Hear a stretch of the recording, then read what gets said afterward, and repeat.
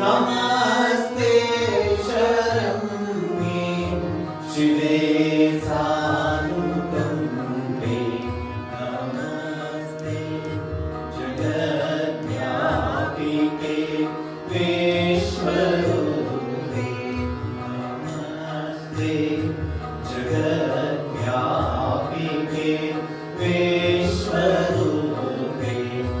नमस्ते जगद्वन्द्य पादारविन्दे नमस्ते जगद्वन्द्य पादारविन्दे नमस्ते जगत्तारिणी त्राहि दुर्गे नमस्ते जगत्तारिणी त्राहि दुर्गे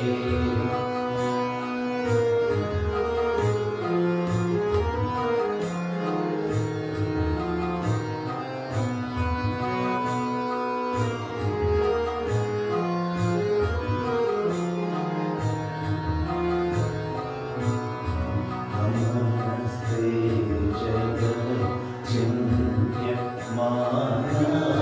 जगच्चिन्त्यमानस्वरूपे नमस्ते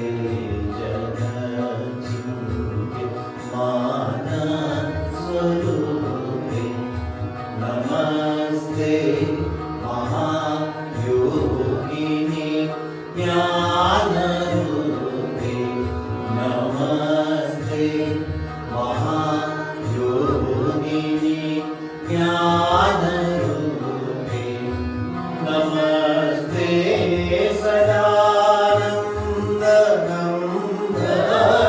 सदानन्दस्वरूपे नमस्ते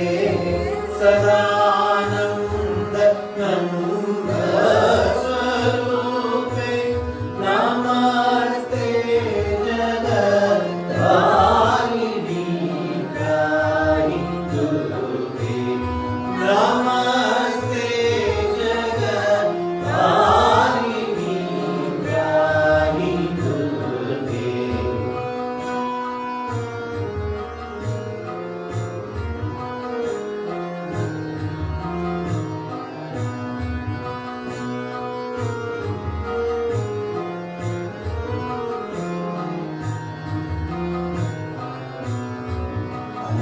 अनाथस्य दीनस्य कृष्णातुरस्य अनाथस्य दीनस्य कृष्णातुरस्य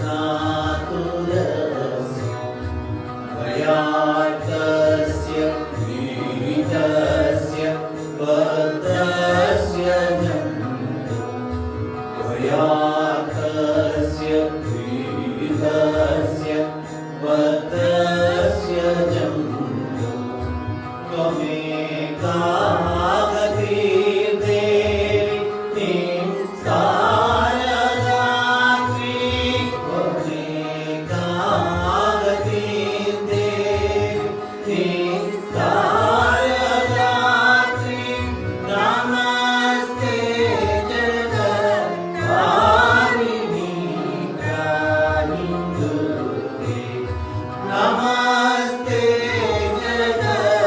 जगत्तारिणी त्राहि दुर्गे नमस्ते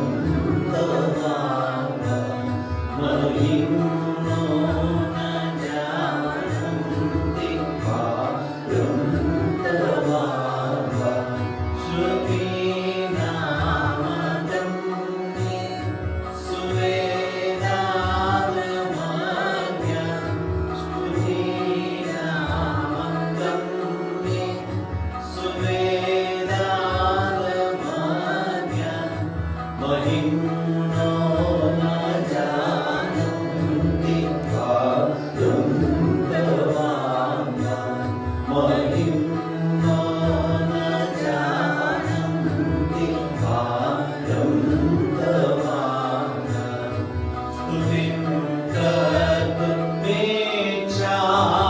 ते त्वं भवानि स्तुतिं कर्तुमिच्छामि ते त्वं भवानि क्षमास्येदमात्र प्रमोद किलाहं क्षमास्येदमात्र प्रमोद किलाहं गुरुस्त्वं शिवस्त्वं च शक्तिस्त्वमेव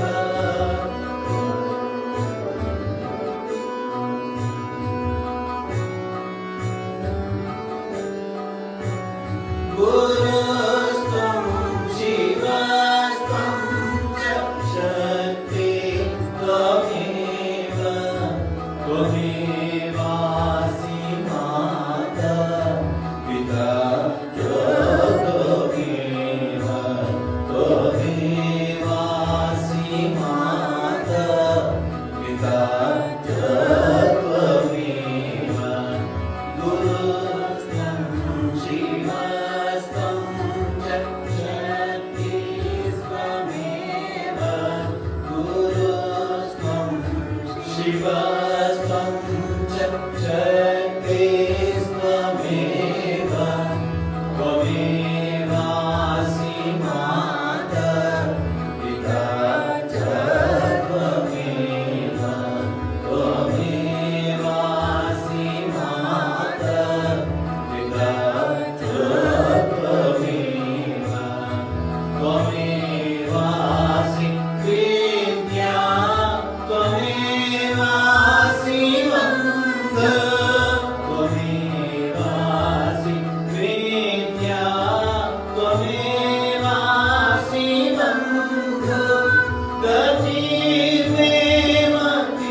गतिर्मेमतीर्देवि सर्वं त्वमेव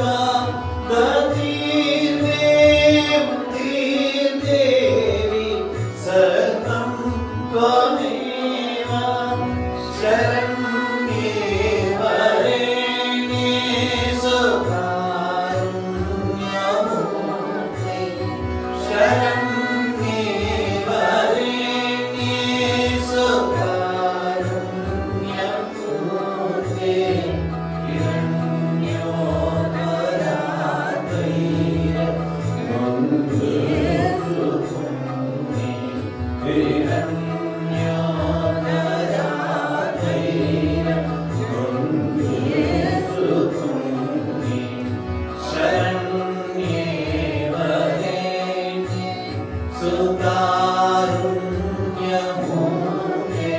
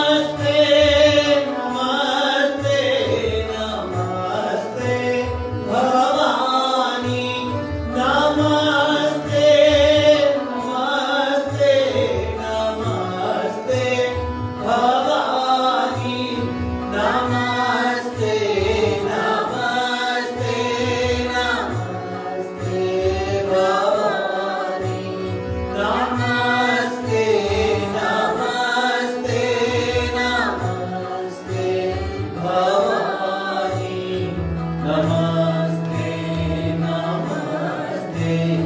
नमस्ते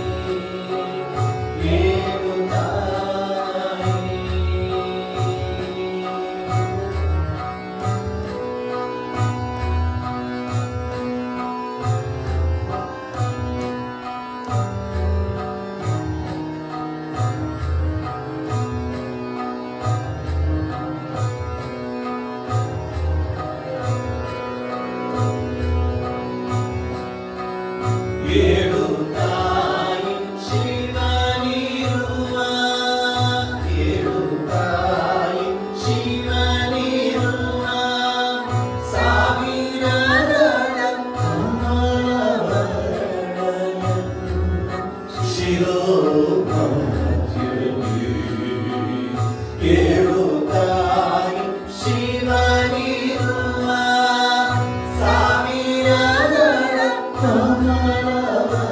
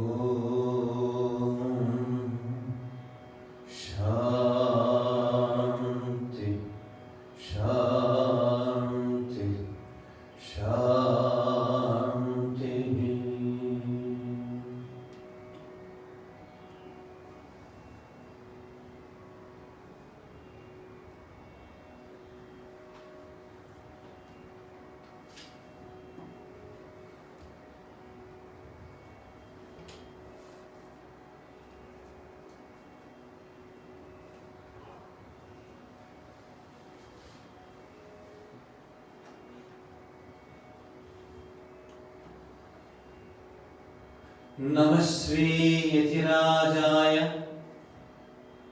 विवेकानंद सूरये सच्चित सुख स्वरूपाय स्वामिने तापहारिणे। ಆತ್ಮೀಯ ಬಂಧುಗಳೇ, ನವರಾತ್ರಿಯ ವಿಶೇಷ ಸಂದರ್ಭದಲ್ಲಿ ಜಗನ್ಮಾತೆ ಭವತಾರಿಣಿ ಚಾಮುಂಡೇಶ್ವರಿ, ರಾಜರಾಜೇಶ್ವರಿ, ಸಿದ್ದೇಶ್ವರಿ ಎಲ್ಲರಿಗೂ ಜಗತ್ತಿಗೆ ಆಶೀರ್ವಾದವನ್ನು ನೀಡಲಿ, ಎಲ್ಲ ದುರಿತಗಳನ್ನು ನಾಶ ಮಾಡಲಿ, ಎಲ್ಲ ಭಯಗಳು ಭೀತಿಗಳನ್ನು ದೂರ ಮಾಡಲಿ. ಯಾ ದೇವಿ ಸರ್ವಭೂತೇಷು ಶಕ್ತಿ ರೂಪೇಣ ಸಂಸ್ಥಿತ ನಮಸ್ತಸ್ಯೈ ನಮಸ್ತಸ್ಯೈ ನಮಸ್ತಸ್ಯೈ ನಮೋ ನಮಃ. ಯಾ ದೇವಿ ಸರ್ವಭೂತೇಷು ಮಾತೃರೂಪೇಣ ಸಂಸ್ಥಿತ ನಮಸ್ತಸ್ಯೈ ನಮಸ್ತಸ್ಯೈ ನಮಸ್ತಸ್ಯೈ ನಮೋ ನಮಃ. ಯಾ ದೇವಿ ಸರ್ವಭೂತೇಷು ದಯಾರೂಪೇಣ ಸಂಸ್ಥಿತ ನಮಸ್ತಸ್ಯೈ ನಮಸ್ತಸ್ಯೈ ನಮಸ್ತಸ್ಯೈ ನಮೋ ನಮಃ. ಯಾ ದೇವಿ ಸರ್ವಭೂತೇಷು ಮಾತೃರೂಪೇಣ ಸಂಸ್ಥಿತ ನಮಸ್ತಸ್ಯೈ ನಮಸ್ತಸ್ಯೈ ನಮಸ್ತಸ್ಯೈ ನಮೋ ನಮಃ.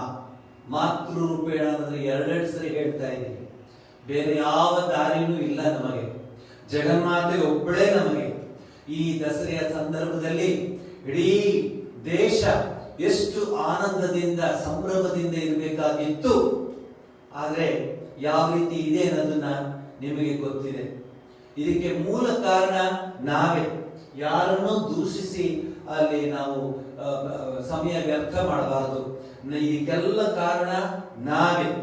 ನಮ್ಮ ಜೀವನದ ಆ ಒಂದು ಶೈಲಿಯನ್ನ ಬದಲಾಯಿಸಿಕೊಂಡು ಆಧುನಿಕತೆಯ ಅಲೆಯಲ್ಲಿ ಸಿಲುಕೊಂಡು ಸಂಪ್ರದಾಯ, ಸಂಸ್ಕೃತಿ, ಪರಂಪರೆ, ವಿಚಾರ, ಧರ್ಮ, ನೀತಿ ಇವನ್ನೆಲ್ಲನೂ ಬದಿಗೊತ್ತಿ ಕೊನೆಗೆ ನಾನೇ ಸರ್ವಸ್ವ ಎಂದು ಅಹಂಕಾರದಿಂದ, ಮದದಿಂದ ಇದ್ದ ಈ ವಿಶ್ವಕ್ಕೆ ಒಂದು ರೀತಿಯ ಬುದ್ಧಿಯನ್ನ ಕಲಿಸೋದಕ್ಕೆ ಜಗನ್ಮಾತೆ ಭವತಾರಿಣಿಯೇ ಈ ರೀತಿಯ ಒಂದು ಸ್ಥಿತಿಯನ್ನ ನಿರ್ಮಿಸಿದಾಳೆ ಅಂದ್ರೆ ತಪ್ಪಾಗಲಾರದು.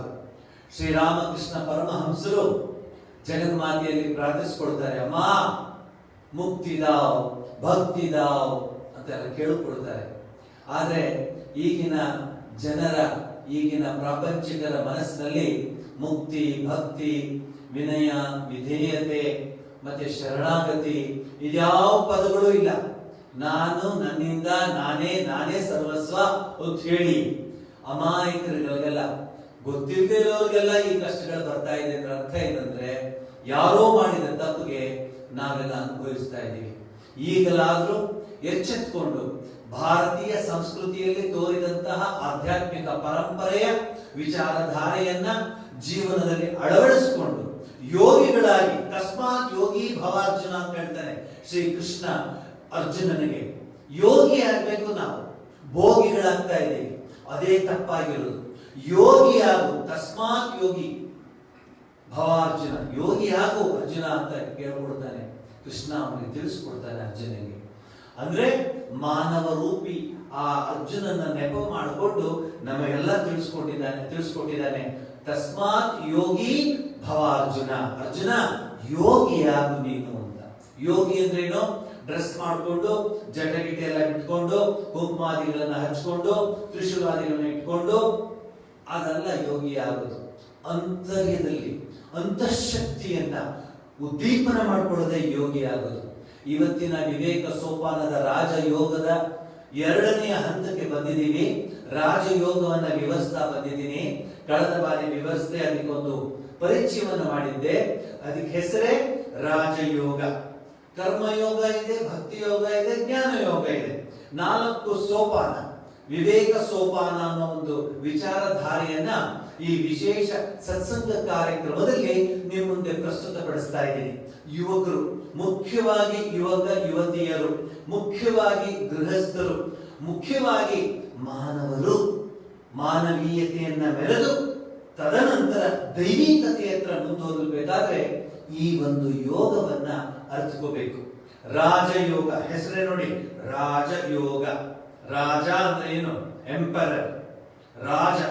ಈ ಯೋಗದಲ್ಲಿ ಏನಿದೆ ವಿಚಾರ ಅಂದ್ರೆ ಬೇರೆ ಯೋಗದಲ್ಲೆಲ್ಲ ಬೇರೆ ಬೇರೆ ಬೇರೆ ಬೇರೆ ತರ್ಕ ಅದು ಇದೆಲ್ಲ ಎಲ್ಲ ಸೇರ್ಕೊಳ್ಳುತ್ತೆ. ರಾಜಯೋಗದಲ್ಲಿ ವಿಚಾರ ಏನಂದ್ರೆ ನಿನ್ನ ಹೃತ್ಕಮಲದಲ್ಲಿ, ನಿನ್ನ ಆಂತರ್ಯದಲ್ಲಿ ಅಡಗಿರುವ ಸುಪ್ತವಾಗಿರುವ ಆ ಚೇತನವನ್ನ ಉದ್ದೀಪನ ಮಾಡಿಸ್ಕೊಳ್ಳೋದೇ ರಾಜಯೋಗ. ಬೇರೆ ಯಾವ ಡಿಪೆಂಡೆನ್ಸ್ ಇಲ್ಲ. ನಿನ್ನ ಅಂತರ್ಯದಲ್ಲೇ ಇರುವಂತಹ ಆ ಶಕ್ತಿಯನ್ನ ಉದ್ದೀಪನ ಮಾಡ್ಕೊಳ್ಳೋದೇ ರಾಜಯೋಗ. ಯುಜ್ ಧಾತುವಿಂದ ಬರುತ್ತೆ ಯೋಗ ಅನ್ನೋದು. ಒಂದು ಸೇರ್ಸು, ಇನ್ನೊಂದು ಅದು ವಿಯೋಗ ಅಂತಲೂ ಆಗತ್ತೆ. ಏನನ್ನ ಸೇರಿಸೋದು? ಜೀವಾತ್ಮ ಪರಮಾತ್ಮನನ್ನ ಸೇರೋದು, ಅಣು ಬ್ರಹ್ಮಾಂಡವನ್ನ ಸೇರೋದು. ಹಾಗೇನೆ ಬಿಡೋದೇನು? ಈ ಜಗತ್ತಿನ ಪ್ರಾಪಂಚಿಕದ ಲಲಾಸೆಗಳನ್ನೆಲ್ಲ ಬಿಟ್ಟು, ವಿಯೋಗ ಬಿಟ್ಟು ತನ್ನಲ್ಲೇ ತಾನು ಧ್ಯಾನಸ್ಥನಾಗಿ ಕುಳಿತುಕೊಳ್ಳೋದು. ಇವತ್ತಿನ ಪ್ರಪಂಚದಲ್ಲಿ ಕುಳಿತುಕೊಳ್ಳೋಕೆ ಯಾರಿಗೂ ಆಗುದಿಲ್ಲ.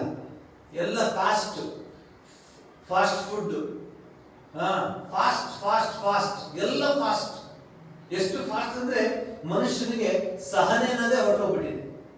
ನಿಂತುಕೊಳ್ಳೋದಕ್ಕಾಗೋದಿಲ್ಲ. ಇದು ಒಳ್ಳೆ ಉದಾಹರಣೆ ಕೊಡ್ತೀನಿ. ನೀವು ಬೆಂಗಳೂರಿನಲ್ಲಿ ಅಥವಾ ದೊಡ್ಡ ದೊಡ್ಡ ಮಹಾನಗರದಲ್ಲಿ ಆ red light, green light, yellow light ಇದೆ ನೋಡಿ ಅಲ್ಲಿ ನಿಂತ್ಕೊಂಡು ಎಷ್ಟು ಜನಕ್ಕೆ ತಾಳ್ಮೆ ಇದೆ, ಎಷ್ಟು ಜನಕ್ಕೆ ಸಹನೆ ಇದೆ, ಎಷ್ಟು ಜನಕ್ಕೆ ಆ ಒಂದು ನಾಗರಿಕತೆಯ ಪ್ರಜ್ಞೆ ಇದೆ ಅನ್ನೋದನ್ನ ಅಲ್ಲೇ ನೋಡ್ಬೋದು ನೀವು. ಯಾರಿಗೂ ಇಲ್ಲ. ಇನ್ನು ಗ್ರೀನ್ ಬಂದು ಹೋಗ್ಬೇಕು ಅಂದ್ರೆ ಎಲ್ಲೋ ಬರೋದ್ರಲ್ಲೇ ಆ ರೆಡ್ ಲೈಟ್ ಬರೋದ್ರೆ ಒಳಗಡೆಯಿಂದ ಓಡೋಗ್ಬಿಡ್ತಾರೆ. ಮನುಷ್ಯ ಈ ಎಲ್ಲವನ್ನ ನಿಗ್ರಹಿಸಿಕೊಂಡು ಬುದ್ಧನಾಗಬೇಕು, ಪ್ರಬುದ್ಧನಾಗಬೇಕು, ವಿವೇಕಿಯಾಗಬೇಕು, ವಿವೇಕಾನಂದನಾಗಬೇಕು. ಇದು ನಮ್ಮ ಗುರಿಯಾಗಬೇಕು. ಬಹಳ ಭಯಾನಕ ಸ್ಥಿತಿ ಇದೆ ಈಗ.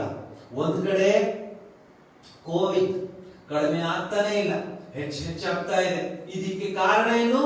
ಮನುಷ್ಯನ ಅವೈಜ್ಞಾನಿಕ ರೀತಿಯಲ್ಲಿರುವಂತಹ ಜೀವನ ಶೈಲಿ. ಹಿಂದೆ ಮನೆಯಿಂದ ಹೊರಗಡೆ ಹೋಗಿ ಮನೆ ಒಳಗಡೆ ಬರ್ಬೇಕಾದ್ರೆ ಕಾಲ್ ಅಲ್ಲೇ ಹೊಸಲು ಹೊರಗಡೆ ಕಾಲ್ ತೊಳ್ಕೊಂಡು ಒಳಗಡೆ ಬರೋದು. ಈಗ ಚಪ್ಪಲಿ ಹಾಕೊಂಡೆ ಒಳಗಡೆ ಹೊರಟೋಗ್ತಾರೆ. ಬೆಡ್ರೂಮ್ ಹೊರಗೆ ಚಪ್ಪಲಿ ಹಾಕೊಂಡು ಹೋಗ್ತಾರೆ. ಈ ಮಾಡರ್ನ್ ಅಂತ ಹೇಳ್ತಾರೆ. ಇವತ್ತೇನಾಯ್ತು ನಿಮ್ ಕತೆ? ಕೂತ್ರೆ ನಿಂತ್ರೆ ಕೈ ಸೋಪ್ ಹಾಕೊಳ್ಳಿ, ಕೈಗೆ ಸ್ಯಾನಿಟೈಸರ್ ಹಾಕೊಳ್ಳಿ. ಅಲ್ಲಿದ್ದು ಏನಾಗೋಯ್ತು ಪ್ರಪಂಚ? ಜೀವನವೇ ಬದಲಾಗೋಯ್ತಲ್ಲ ವಿಶ್ವದಲ್ಲಿ. ಯಾರು ಹೋಗಿ ಮಾತಾಡಿದಾಗ ಹೃತ್ಪೂರ್ವಕವಾಗಿ ಅವ್ರನ್ನ ತಬ್ಬಿಕೊಂಡು ಅವ್ರನ್ನ ಅಪ್ಪಿಕೊಂಡು ಆ ಪ್ರೀತಿ ವಿಶ್ವಾಸದ ಬೆಸುಗೆ ಆಗ್ತಿತ್ತು. ಈಗ ಮುಟ್ಲಿಕ್ಕೆ ಹೋಗಲ್ಲ, ಯಾರು ದೂರದಲ್ಲೇ, ಅದು ಕೈ ಹಸ್ತಲಾಗುವಿಲ್ಲ. ಅದರಲ್ಲೂ ಹೀಗೆ ಎಂತ ಸ್ಥಿತಿ ಬಂದ್ಬಿಡ್ತು. ಇದಕ್ಕೆಲ್ಲ ಮನುಷ್ಯನ ಮದಾಂಧತೆ, ಮನುಷ್ಯನ ಆಸೆ ಲಲಾಸೆಗಳ ಹಿಂದೆ ಓಡೋಗ್ತಿದ್ನಲ್ಲ, ಒಂದು ಬ್ರೇಕ್ ಕೊಟ್ಟಿದ್ದಾನೆ ಪರಮಾತ್ಮ. We consider this as a lesson for the humanity, because the humanism ಅನ್ನೋದೇ ಹೊರಟೋಗ್ಬಿಡ್ತಾ ಇದೆ. ಎಲ್ಲಿದೆ ನೋಡಿ ಹ್ಯುಮ್ಯಾನಿಸಮ್ ಅನ್ನೋದು? ಮನುಷ್ಯತ್ವ, ಮಾನವೀಯತೆ. ಮೊದಲು ಮಾನವನಾಗು, ಆಮೇಲೆ ದೈವಿಕತೆಗೆ ಆಗೋದು. ಮನುಷ್ಯನೇ ಆಗದೆ ಇದ್ರೆ ದೈವಿಕತೆಗೆ ಹೇಗೆ ಆಗುತ್ತೆ? First you become a human, then you can become divine. You don't know what is human, then what is the question of learning or thinking about the divinity? ಮೊದಲು ಮನುಷ್ಯನಾಗಬೇಕು. ರಾಜಯೋಗದಲ್ಲಿ ಹಂತ ಹಂತವಾಗಿ ಸೈಂಟಿಫಿಕ್ ಅಂದ್ರೆ ವೈಜ್ಞಾನಿಕವಾಗಿ, ಇಲ್ಲಿ ಯಾವುದೇ ರೀತಿ ಇಲ್ಲ. ಅದಕ್ಕೆ ಒಂದು ಪದ ಉಪಯೋಗಿಸ್ತಾರೆ, ನಮ್ಮ ಸಂಸ್ಕೃತಿಯಲ್ಲಿ ಒಂದು ಪದ ಉಪಯೋಗಿಸ್ತಾರೆ, ಅದ್ಭುತವಾಗಿದೆ ಆ ಪದ, ದರ್ಶನ ಅಂತ ಇದೆ. ಈ ರಾಜಯೋಗದಲ್ಲಿ ಅಥವಾ ಭಾರತೀಯ ಸಂಸ್ಕೃತಿಯಲ್ಲಿ ದರ್ಶನ ಅನ್ನೋದು ಯಾಕೆ ಉಪಯೋಗಿಸ್ತಾರೆ ಅಂದ್ರೆ, 1 to 1 ಅರ್ಥ ಮಾಡ್ಕೊಳ್ತಾನೋ. ಯಾವ ಪೂಜಾರಿನೂ ಬೇಕಾಗಿಲ್ಲ, ಯಾವ ಮೀಡಿಯೇಟರ್ ಬೇಕಾಗಿಲ್ಲ, ಯಾವ ದೊಡ್ಡ ಸನ್ಯಾಸಿ, ಸಾಧು, ಮಹಾಪುರುಷನೂ ಬೇಕಾಗಿಲ್ಲ, ನೀನೇ. ಅದಕ್ಕೆ ಸ್ವಾಮಿ ವಿವೇಕಾನಂದರು ಇಂಗ್ಲಿಷ್ ನಲ್ಲಿ ಬಹಳ ಚೆನ್ನಾಗಿ ಹೇಳ್ತಾರೆ. ರಾಜಯೋಗದ ಆರಂಭದಲ್ಲಿ ಹೇಳ್ತಾರೆ, each soul is potentially divine. ಎಂಥ ಪದ ಅದು! ಅದನ್ನು ಫಸ್ಟ್ ಕೇಳಿದಾಗ ಮೈ ರೋಮಾಂಚನವಾಗ್ಬಿಡ್ತು. ಈಚ್ ಸೋಲ್, ಇವರು ಅವರು ಇವರು ಅಂತಲ್ಲ, ಪ್ರತಿಯೊಬ್ಬರಲ್ಲೂ ಆ ದೈವಿಕತೆ ಇದೆ, ಪೊಟೆನ್ಷಿಯಲಿ ಡಿವೈನ್. ಆ ದೈವಿಕತೆಯ ಆಗರ, ದೈವಿಕತೆಯ ಆ ಒಂದು ಖನಿಜ ಪ್ರತಿಯೊಬ್ಬರಲ್ಲೂ ಇದೆ, potentially divine. The goal is to manifest this divinity. ಗುರಿ ಏನು? ಈ ಒಂದು ದೈವಿಕತೆಯನ್ನ ಅರ್ಥ ಮಾಡ್ಕೊಳ್ಳೋದೆ. ನಾವೆಲ್ಲ ದೈವಿಕತೆಯನ್ನು ಅರ್ಥ ಮಾಡ್ಕೊಳ್ತೀವಿ. ಜನ ಅನ್ಕೊಳ್ತಾರೆ ದೇವಸ್ಥಾನಕ್ಕೆ ಹೋಗಿ ಬಂದ್ಬಿಟ್ರೆ ದೈವಿಕತೆ ಬರುತ್ತೆ ಅಂತ. ಹಾಗಾದ್ರೆ ದೇವಸ್ಥಾನದಲ್ಲಿರೋ ಪಿಯೋನು ಅಥವಾ ದೇವಸ್ಥಾನದಲ್ಲಿರೋ ಕ್ಲೀನ್ ಮಾಡೋನು ಅಥವಾ ದೇವಸ್ಥಾನದಲ್ಲಿರೋ ಅರ್ಚಕ ದೈವಿಕತೆಯ ಸಾಕಾರ ರೂಪ ಆಗ್ಬೇಕಾಗಿತ್ತು, ಇಲ್ವೇ? ಈಗ ದೈವಿಕತೆ ಹೊರಗಡೆಯಿಂದ ಬರಾಗಿದ್ರೆ, ತಿರುಪತಿ ತಿಮ್ಮಪ್ಪ ದೇವಸ್ಥಾನದಲ್ಲಿ ಆ ಪೊಲೀಸ್ನವರೆಲ್ಲ ಇರ್ತಾರೆ, ಆ ಗಾರ್ಡ್ಗಳು ಇರ್ತಾರೆ, ಪದಂಡಿಯಿಂದ ನುಗ್ತಾ ಇರ್ತಾರೆ. ಅವ್ರು ಯಾವತ್ತಾರು ಭಗವಂತನ ದರ್ಶನ ಮಾಡ್ಲಿಕ್ಕೆ ಆಯ್ತಾ? ಅವ್ರು ಏನ್ ಹೇಳ್ಕೊಂಡಿದ್ರೆ ಅದನ್ನ ಡ್ಯೂಟಿ, ಬರೋರ್ನ ಕಳಿಸೋದಷ್ಟೇ. ಆದ್ರೆ ಅಂತರ್ಯದಲ್ಲಿ ಆ ಭಕ್ತಿ, ಆ ಒಂದು ಚೈತನ್ಯ ಶಕ್ತಿ ಇದ್ರೆ ಅವ್ರು ಏನು ಮಾಡ್ಲಿಕ್ಕಾಗಲ್ಲ, ಕೂತ್ ಬಿಡ್ತಾರೆ. ಸ್ವಾಮಿ ಅಲ್ಲಿಲ್ಲ, ನೀನು ಇಲ್ಲೇ ಇದೆಯಾ ಅಂತ ಕೂತ್ಕೊಳ್ಳಿಕ್ಕಾಗುತ್ತೆ. ಇದು ಒಳ್ಳೆ ಉದಾಹರಣೆ ನೋಡಿ. ದೇವಸ್ಥಾನಕ್ಕೆ ಹೋದವರೆಲ್ಲನೂ ಡಿವೈನ್ ಪರ್ಸನಾಲಿಟೀಸ್ ಆಗ್ತಾರೆ ಅನ್ನೋದಕ್ಕೆ ಎಲ್ಲೂ ಪ್ರೂಫ್ ಇಲ್ಲ.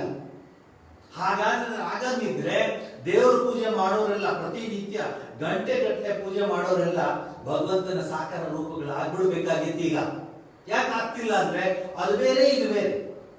ಆದ್ರೆ ಸ್ವಾಮಿ ವಿವೇಕಾನಂದರ ಮಾತು, each soul is potentially divine. ಅದು ಆ ಪದಗಳು ಎಷ್ಟು ಚೆನ್ನಾಗಿ ಅವರು ತಿಳಿಸ್ಕೊಡ್ತಾರೆ ಅಂದ್ರೆ ಅದನ್ನು ಕೇಳಿದ ಕ್ಷಣಕ್ಕೆ ಅದನ್ನು ಓದಿದವನು ಮೈಯೆಲ್ಲ ರೋಮಾಂಚನ ಆಗ್ಬಿಡುತ್ತೆ. ಅವ್ರಿಗೆ ಏನಪ್ಪ ಈ ತರ ಹೇಳ್ಬಿಟ್ರೆ ಸ್ವಾಮೀಜಿ ಅಂತ ಅವರು ಬಹಳ ಅದ್ಭುತವಾಗಿರ್ತಾರೆ. ಪ್ರತಿಯೊಂದು ಆತ್ಮನಲ್ಲಿಯೂ ದಿವ್ಯತೆ ಹುದುಗಿರುವುದು, ಅಡಗಿರುವುದು, ಹುದುಗಿರುವುದು.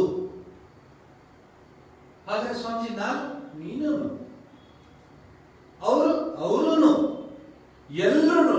ಆದ್ರೆ ಏನು ಇಲ್ಲಿ ದುರವಸ್ಥೆ ಆಗಿದೆ ಅಂದ್ರೆ ದೈವಿಕತೆ ನನ್ನಲ್ಲೇ ಇದೆ ಅಂತ ತಿಳ್ಕೊಳ್ಳೋರು ಬಹಳ ಕಡಿಮೆ ಜನ. ಮನುಷ್ಯಾಣ ಸಹಸ್ರೇಶು ಕಶ್ಚಿತ್ ವ್ಯಥಿಸಿದ್ದಾಗಿ ಕೆಲವರು ಮಾತ್ರ ತಿಳ್ಕೊತಾರೆ.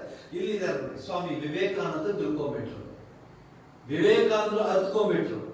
ಆಗಿನ ಕಾಲದ ಪ್ರೆಸಿಡೆನ್ಸಿ ಕಾಲೇಜಲ್ಲಿ ಓದಿ ಹೆಗಲ್ಲು, ಶಫನವರ್ ಅಂಥ ದೊಡ್ಡ ದೊಡ್ಡ ವಿಚಾರವಾದಿಗಳ ವಿಚಾರಧಾರೆಗಳನ್ನ ಅರ್ಥೈಸಿಕೊಂಡು ಮತ್ತೆ ಪ್ರಾಚ್ಯ ಮತ್ತು ಪಾಶ್ಚಿಮಾತ್ಯ, ಪ್ರಾಚ್ಯ ಇಲ್ಲಿ ವೇದ, ವೇದಾಂತ, ದರ್ಶನಗಳು, ಯೋಗಗಳು ಎಲ್ಲವನ್ನು ಅರಿತು ಆಮೇಲೆ ಪಾಶ್ಚಿಮಾತ್ಯದ ವಿಚಾರಗಳನ್ನು ಅರಿತು ಎರಡನ್ನೂ ತುಲನ ಮಾಡಿ ಕೊನೆಗೆ ರಾಜಯೋಗದಲ್ಲಿ ಹೇಳ್ತಾರೆ ಸ್ವಾಮೀಜಿ, ಸೂಕ್ತವಾದ ದಿವ್ಯತೆಯನ್ನು ಬಾಹ್ಯ ಮತ್ತು ಆಂತರಿಕ ಪ್ರಕೃತಿಯ ನಿಗ್ರಹದಿಂದ ವ್ಯಕ್ತಪಡಿಸುವುದೇ ಜೀವನದ ಗುರಿ.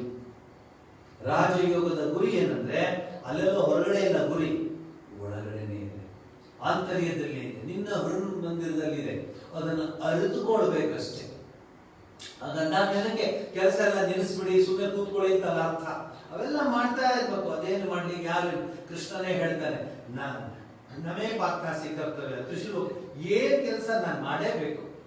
ನಾನೇ ಕೆಲಸ ಮಾಡ್ತಿದ್ದೀನಿ ಪಾರ್ಥ, ನೀನು ಮಾಡ್ತೀಯ. ಆದ್ರೆ ನಾನು ಮಾಡ್ಲಿಕ್ಕೂ ನೀನ್ ಮಾಡ್ಲಿಕ್ಕೂ ವ್ಯತ್ಯಾಸ ಏನಿದೆ ಅಂದ್ರೆ, ನಾನು ಮಾಡದೇ ಇರ್ತೀನಿ, ನೀನು ಮಾಡದೇ ಇದ್ರೂ ಮಾಡ್ದಂಗೆ ಇರ್ತೀಯ, ಅಷ್ಟೇ ವ್ಯತ್ಯಾಸ. ನಾನು ಮಾಡಿದೆ ಇರ್ತೀಯ.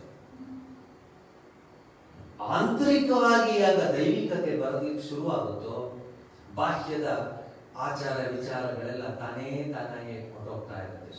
ಶ್ರೀರಾಮಕೃಷ್ಣ ಒಳ್ಳೆ ಉದಾಹರಣೆ ಕೊಡ್ತಾರೆ. ತೆಂಗಿನ ಮರ ಬೆಳೀತಾ ಬೆಳೀತಾ ಬೆಳೀತಾ ಗರಿಗಳೆಲ್ಲ ಬೀಳ್ತಾ ಬರುತ್ತೆ. ಬೆಳೀತಾ ಇದ್ದ ಗರಿಗಳೆಲ್ಲ ಬಿದ್ದೋಗುತ್ತೆ. ಎಲ್ಲಾದ್ರೂ ನೋಡಿದ್ರೆ ತೆಂಗಿನ ಮರ ಆರಂಭದಿಂದ ಇದ್ದ ಗರಿ ನೋಡಿಲ್ಲ ನೀವು, ಬಿದ್ದೋಗ್ಬಿಡುತ್ತದು. ಹಾಗೇನೆ ಆ ಯೋಗಿ, ತಸ್ಮಾತ್ ಯೋಗಿ ಭವಾರ್ಜುನ ಅಂದ ಹಾಗೆ, ಆ ಯೋಗಿ ಆಗುವಾಗ ತಾನೇ ತಾನಾಗೆ ಎಲ್ಲ ಚಿದ್ದಂತೆ ಹೃದ್ಗ್ರಂಥಿ, ವೇದಾಂತದ ಭಾಷೆ ಎಲ್ಲ ಬಿದ್ದೋಗ್ಬಿಡುತ್ತೆ, ಎಲ್ಲ ತಾನಾಗಿ ಬಿಡಿಸ್ಕೊಂಡ್ಬಿಡುತ್ತೆ. ಇದನ್ನು ಕರ್ಮಯೋಗದಿಂದ, ಭಕ್ತಿಯೋಗದಿಂದಾಗಲಿ, ರಾಜಯೋಗದಿಂದಾಗಲಿ, ಜ್ಞಾನಯೋಗದಿಂದಾಗಲಿ ಯಾವುದಾದರೂ do this either by karma, jnana, bhakti, yoga, either by one or by all. ಅವ್ರ ಭಾಷೆ ಯಾವುದಾದ್ರು ಒಂದು ಮಾರ್ಗದಿಂದ ಅಥವಾ ಎಲ್ಲಾ ಮಾರ್ಗಗಳ ಸಂಯೋಗದಿಂದಾಗಲಿ ಸಾಧಿಸಿ ಮುಕ್ತರಾಗಿ, ಬಿ ಫ್ರೀ, ಸಾಧಿಸ್ಬೇಕು. ಜೀವನದಲ್ಲಿ ಏನನ್ನಾದ್ರೂ ನಾವು ಪಡ್ಕೊಂಡ್ರೆ ಸಾಧಿಸ್ಬೇಕು. ಅದನ್ನ ಕರ್ಮಯೋಗವೇ ತಗೊಳ್ಳಿ, ಸಾಧಿಸ್ಬೇಕಲ್ಲಿ. ಜ್ಞಾನಯೋಗವೇ ತಗೊಳ್ಳಿ, ಸಾಧಿಸ್ಬೇಕು. ರಾಜಯೋಗವೇ ತಗೊಳ್ಳಿ, ಸಾಧಿಸ್ಬೇಕು. ಭಕ್ತಿಯೋಗವೇ ತಗೊಳ್ಳಿ, ಸಾಧಿಸ್ಬೇಕು. ಸಾಧನೆ ಇಲ್ಲದೆ ನಾವೇನು ಮಾಡ್ಲಿಕ್ಕೆ ಸಾಧ್ಯವಿಲ್ಲ ಈ ಜೀವನದಲ್ಲಿ. ಶಂಕರ ಭಗವತ್ಪಾದಾಚಾರ್ಯರು ಜ್ಞಾನ ಸೂರ್ಯರು, ಜ್ಞಾನ ಭಾಸ್ಕರರು, ಎಂಥ ವಿಚಾರವಿದೆ. ಆದರೆ ಅವರಲ್ಲಿ ಭಕ್ತಿ ಅನ್ನೋದು ಎಷ್ಟು ಇತ್ತು. ಎಲ್ಲಾ ದೇವಾನುದೇವತೆಗಳಿಗೂ ಸ್ತೋತ್ರ ರತ್ನಗಳನ್ನು ಬರೆದರು. ಆದರೆ ಅಂತರ್ಯದಲ್ಲಿ ಅವರಿಗೆ ಗೊತ್ತು, ಅಹಂ ಬ್ರಹ್ಮಾಸ್ಮಿ, ಆ ದಿವ್ಯತೆಯ ರೂಪವೇ ನಾನು, ನನ್ನ ಆಂತರ್ಯದಲ್ಲಿ ಆ ಶಕ್ತಿ ಇದೆ ಅನ್ನೋ ಆ ವಿಚಾರ ಅವರಿಗೆ ಗೊತ್ತಿತ್ತು. ರಾಮಾನುಜಾಚಾರ್ಯರು, ಶಂಕರಾಚಾರ್ಯರು, ಮಧ್ವಾಚಾರ್ಯರು, ಶ್ರೀರಾಮಕೃಷ್ಣ ಪರಮಹಂಸರು, ಸ್ವಾಮಿ ವಿವೇಕಾನಂದರು, ರಾಮದಾಸರು, ರಾಮತೀರ್ಥರು, ತ್ಯಾಗರಾಜರು, ಟು ನೇಮ್ ಎ ಫ್ಯೂ, ಎಲ್ಲರೂ ನೋಡಿ ಸಾಧಿಸಿದ್ರು. ನಮಗೆ ಸಾಧನೆ ಬಗ್ಗೆ ಸ್ವಲ್ಪವೂ ಮನಸ್ಸಿಲ್ಲ. ದೇವ್ರ ಪೂಜೆ ಏನೋ ರೋಬೋಟ್ಸ್ ತರ ಮಾಡ್ತೀವಿ ನಾವು. ಎಲ್ಲೋ ನೋಡ್ಕೊಂಡು ಯಾವುದೋ ಹೂವು ಹಾಕಿ, ಎಲ್ಲೋ ನೋಡ್ಕೊಂಡು ಎಲ್ಲ ಮಾಡಿ ಆ ಟೈಮ್ ಮುಗಿಸ್ಬಿಟ್ಟು, ಕೊನೆ ಮುಗಿಸ್ಬಿಟ್ಟು, ಪಾಪೋಹಂ ಆ ಶ್ಲೋಕಗಳನ್ನ ಹೇಳ್ಬಿಟ್ಟು ಪರಮಾತ್ಮ ನಮಸ್ಕಾರ ಮಾಡಿಬಿಟ್ರೆ ಅದೇ ಒಂದು ಪೂಜೆ ಅಂತ ಅನ್ಕೊಂಡ್ಬಿಡ್ತಾರೆ. ಪಾಪಾತ್ಮಾನಂ ಅಂತ ಹೇಳ್ಕೊಟ್ಟು ಇಲ್ಲಿ ಆ ಪದಗಳಿಗೆ ಪದಗಳಿಗೆ ಸ್ಥಳವೇ ಇಲ್ಲ. ಯಾಕೆ? Each soul is potentially divine. ಈಗ ನಾನು ನಿಮ್ಗೊಂದು ಪದ ಉಪಯೋಗಿಸಿದೆ, ದರ್ಶನ ಅಂತ. ಈ ಪದ ಬೇರೆ ಎಲ್ಲೂ ನಿಮಗೆ ಸಿಗೋದಿಲ್ಲ. ಈ ಪದ ಎಲ್ಲಿ ಸಿಗುತ್ತೆ ಅಂದ್ರೆ ನಮ್ಮ ಸಂಸ್ಕೃತಿಯಲ್ಲಿ ಸಿಗುತ್ತೆ. ಈ ಪದ ದರ್ಶನ ಅಂದ್ರೆ ಶ್ರೀರಾಮಕೃಷ್ಣ ಪರಮಹಂಸರಿಗೆ ಈ ಒಂದು ಉದಾಹರಣೆ ನಿಮ್ಗೆ ಅರ್ಥವಾಗುತ್ತೆ. ಏನು ದರ್ಶನ ಅಂದ್ರೆ ನೋಡಿ, ಬೇರೆ ವಿಚಾರಗಳಲ್ಲಿ ಅಂದ್ರೆ the Indian philosophical systems are known as ದರ್ಶನ, ಷಡ್ ದರ್ಶನ, 6 ದರ್ಶನಗಳಿದೆ. Unlike the Western philosophical systems, they do not depend solely on logic and reasoning. Western ಅಂದ್ರೆ ಪಾಶ್ಚಿಮಾತ್ಯದ ವಿಚಾರಧಾರೆಗಳಲ್ಲಿ ಚರ್ಚೆ ಮಾಡ್ತಾನೆ, ಆ ವಿಚಾರ ತಗೊಂಡ್ಬರ್ತಾನೆ, ಇದನ್ನ ತಗೊಂಡ್ಬರ್ತಾನೆ, ಲಾಜಿಕ್ ತಗೊಂಡ್ಬರ್ತಾನೆ, ರೀಸನಿಂಗ್ ತಗೊಂಡ್ಬರ್ತಾನೆ. ಬಟ್ ಆನ್ ದರ್ಶನ ಆರ್ ಸೀಯಿಂಗ್ ಆರ್ ಎಕ್ಸ್ಪೀರಿಯನ್ಸ್. ಇಲ್ಲಿ ಯಾವ ಚರ್ಚೆನೂ ಇಲ್ಲ, ಯಾವ ವಿಚಾರನೂ ಇಲ್ಲ, ಏನೇನೂ ಇಲ್ಲ. Simply realising, experiencing. ಎಷ್ಟು ಮಾತಾಡಿದ್ರು ನಾವು ರಸಗುಲ್ಲದ ಮೇಲೆ, ನಾಳೆ ಬೆಳಗ್ಗೆವರೆಗೆ ನಾನು ನಿಮಗೆ ರಸಗುಲ್ಲದ ಮೇಲೆ ಮಾತಾಡಿ, ರಸಗುಲ್ಲದ ಪಾಕ ಹೀಗಿರಬೇಕು, ರಸಗುಲ್ಲ ಹೀಗಿರಬೇಕು, ಅದರ ಬಣ್ಣ ಹೀಗಿರಬೇಕು, ಅದ್ರ ರುಚಿ ಹೀಗಿರಬೇಕು, ಅದಕ್ಕೆ ಸಕ್ಕರೆ ಇಷ್ಟ ಹಾಕ್ಬೇಕು, ಅದಕ್ಕೆ ಏನ್ ಹೇಳಿದ್ರು ಹೌದಾ ಹೌದಾ ಹೌದಾ ಅಂತೀರ. ಅದೇ ರಸಗುಲ್ಲವನ್ನು ನೀವು ಕೊಟ್ಟರೆ ನಾ ಮಾತಾಡಬಾರ್ದು, ನಿಮ್ಗೆ ಗೊತ್ತಾಗುತ್ತೆ. ಇದು ದರ್ಶನದ ಸ್ಪೆಷಾಲಿಟಿ. ಶ್ರೀರಾಮಕೃಷ್ಣ ಪರಮಹಂಸರಿಗೆ ಈ ರೀತಿಯ ಅನೇಕ ಜನ ಬಂದು ಪ್ರಶ್ನೆ ಹಾಕೋರು ಶ್ರೀರಾಮಕೃಷ್ಣರಿಗೆ. ಎಲ್ಲರಿಗೂ ಅವರವರ ಭಾವಕ್ಕೆ, ಅವರವರ ಭಕ್ತಿಗೆ, ಅವರವರಿಗೆ ದೇವ ನೀನೊಬ್ಬನೇ ಎಂದ ಹಾಗೆ ಶ್ರೀರಾಮಕೃಷ್ಣರಿಗೆ ಕೇಳಿದ ಪ್ರಶ್ನೆ ಆ ವ್ಯಕ್ತಿಯ ಶಕ್ತಿಯನ್ನ, ವ್ಯಕ್ತಿಯ ಯುಕ್ತಿಯನ್ನ, ವ್ಯಕ್ತಿಯ ಶಕ್ತಿ ಮತ್ತು ಯುಕ್ತಿಯನ್ನ ನೋಡಿ ಉತ್ತರ ಕೊಡ್ತಾ ಇದ್ದಾರೆ. ಆದರೆ ಇಲ್ಲಿದ್ದಾರೆ ನೋಡಿ, ಸ್ವಾಮಿ ವಿವೇಕಾನಂದರು, ನರೇಂದ್ರನಾಥ, ಆಗಿನ ನರೇಂದ್ರನಾಥ ದತ್ತ, ಅವನು ಬರ್ತಾನೆ ಶ್ರೀರಾಮಕೃಷ್ಣ ಭಾಷೆನಲ್ಲಿ. ಅವನು ಬಂದಿದ್ದು ನೋಡಿದಾಗ ಇಂಥ ಯೋಗ ಇದಾನ ಕಲ್ಕತ್ತಾ ಮಹಾನಗರದಲ್ಲಿ ಎನಿಸ್ಬಿಡ್ತಂತೆ.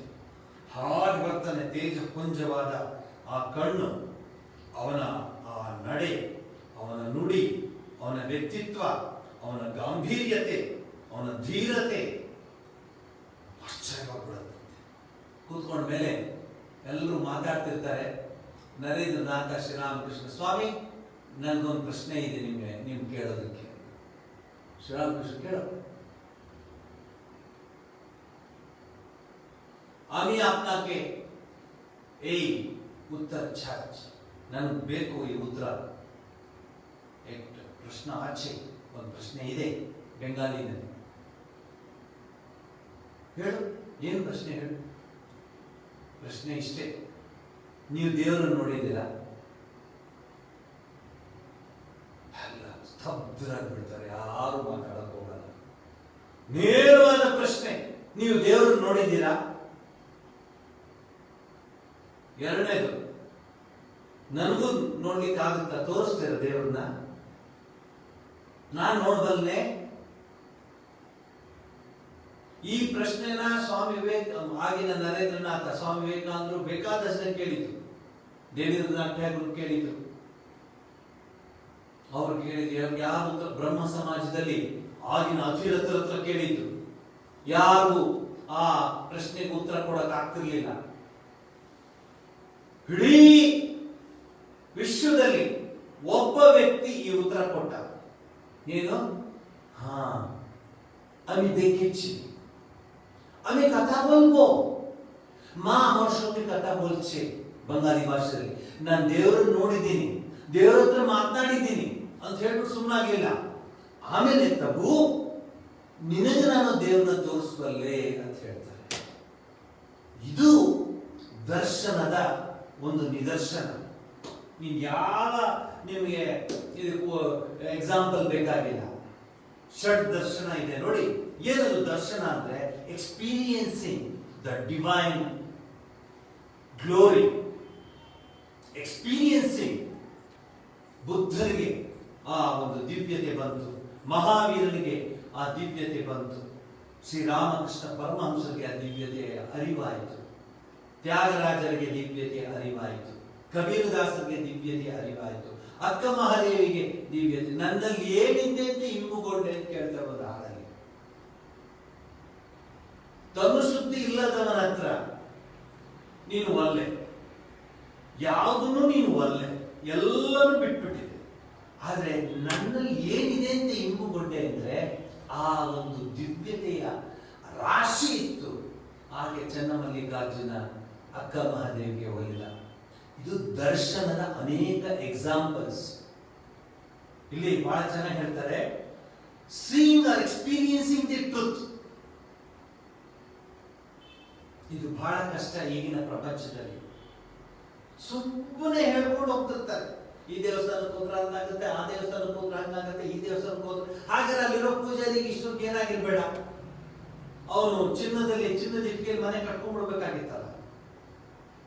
ರಾಜಯೋಗದ ಹಿನ್ನೆಲೆಯಲ್ಲಿ ಮಾತನಾಡ್ತಾ ಇದ್ದೀನಿ. ರಾಜಯೋಗದ ಹಿನ್ನೆಲೆಯಲ್ಲಿ ಮಾತಾಡ್ತಾ ಇದ್ದೀನಿ. ಕ್ರಿಟಿಕಲ್ ಸ್ಟಡಿ, ರ್ಯಾಷನಲ್ ಥಿಂಕಿಂಗ್ ಇರಬೇಕು ನಮಗೆ. ನೀನು ಆ ಹೂ ಕೊಟ್ರೆ ನನಗೆ, ಆ ಹೂವಿನಿಂದ ನನಗೆಲ್ಲೋ ಆಗುತ್ತೆ ಅಂತ ನನಗೆ ಧೈರ್ಯ ಬಂದ್ರೆ ಅದಕ್ಕಿಂತ ಹೆಚ್ಚಿನ ಭಕ್ತಿ ನಮಗಿಲ್ಲ. ಅವು ಇನ್ಯಾರು ಆಗೋದಕ್ಕೆ ಸಾಧ್ಯ ಇಲ್ಲ. ಆದ್ರೆ ನಮಗಿಲ್ಲ ಆ ಭಕ್ತಿ. ನಮ್ದು ಕೇವಲ ತೋರ್ಪಡಿಕೆಯ ಭಕ್ತಿ. ಇನ್ನು ರಾಜಯೋಗಕ್ಕೆ ಹೆಂಗೆ ಹೇಳಿ ನಿಮಗೆ ಹೇಳ್ತಾರೆ, in mystical states hence the opportunity hence the appropriateness of the term the darshanas have classified into two groups. Appropriateness ಅಂತ ಪದ ಉಪಯೋಗಿಸ್ತಾರೆ. Appropriateness of the term the darshanas have classified into two groups. ಬಹಳ ಅದು ಸುಲಭ.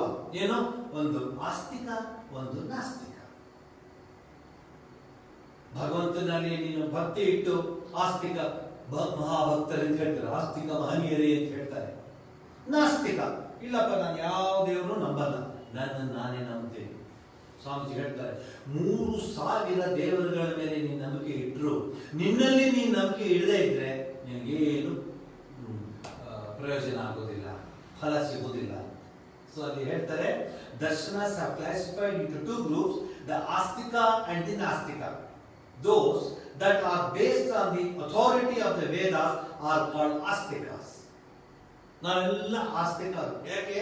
ನಾವು ವೇದದ ಪ್ರಮಾಣ ತಿಳಿದುಕೊಡ್ತೇವೆ, ದೇವರಿದ್ದಾನ ವೇದಕ್ಕೆ ಹೋಗ್ತೀವಿ, ಉಪನಿಷತ್ತಕ್ಕೆ ಹೋಗ್ತೀವಿ, ಭಗವದ್ಗೀತೆಗೆ ಹೋಗ್ತೀವಿ, ಬ್ರಹ್ಮಸೂತ್ರಕ್ಕೆ ಹೋಗ್ತೀವಿ, ವಿಚಾರಧಾರೆ ತಿಳ್ಕೊತೀವಿ. ವೇದವೇ ನಮಗೆ ಪ್ರಮಾಣ. ಯಾರ್ಯಾರು ವೇದವನ್ನ ಒಪ್ಕೊಳ್ತಾರೋ ಅವರೆಲ್ಲರೂ ಆಸ್ತಿಕರು.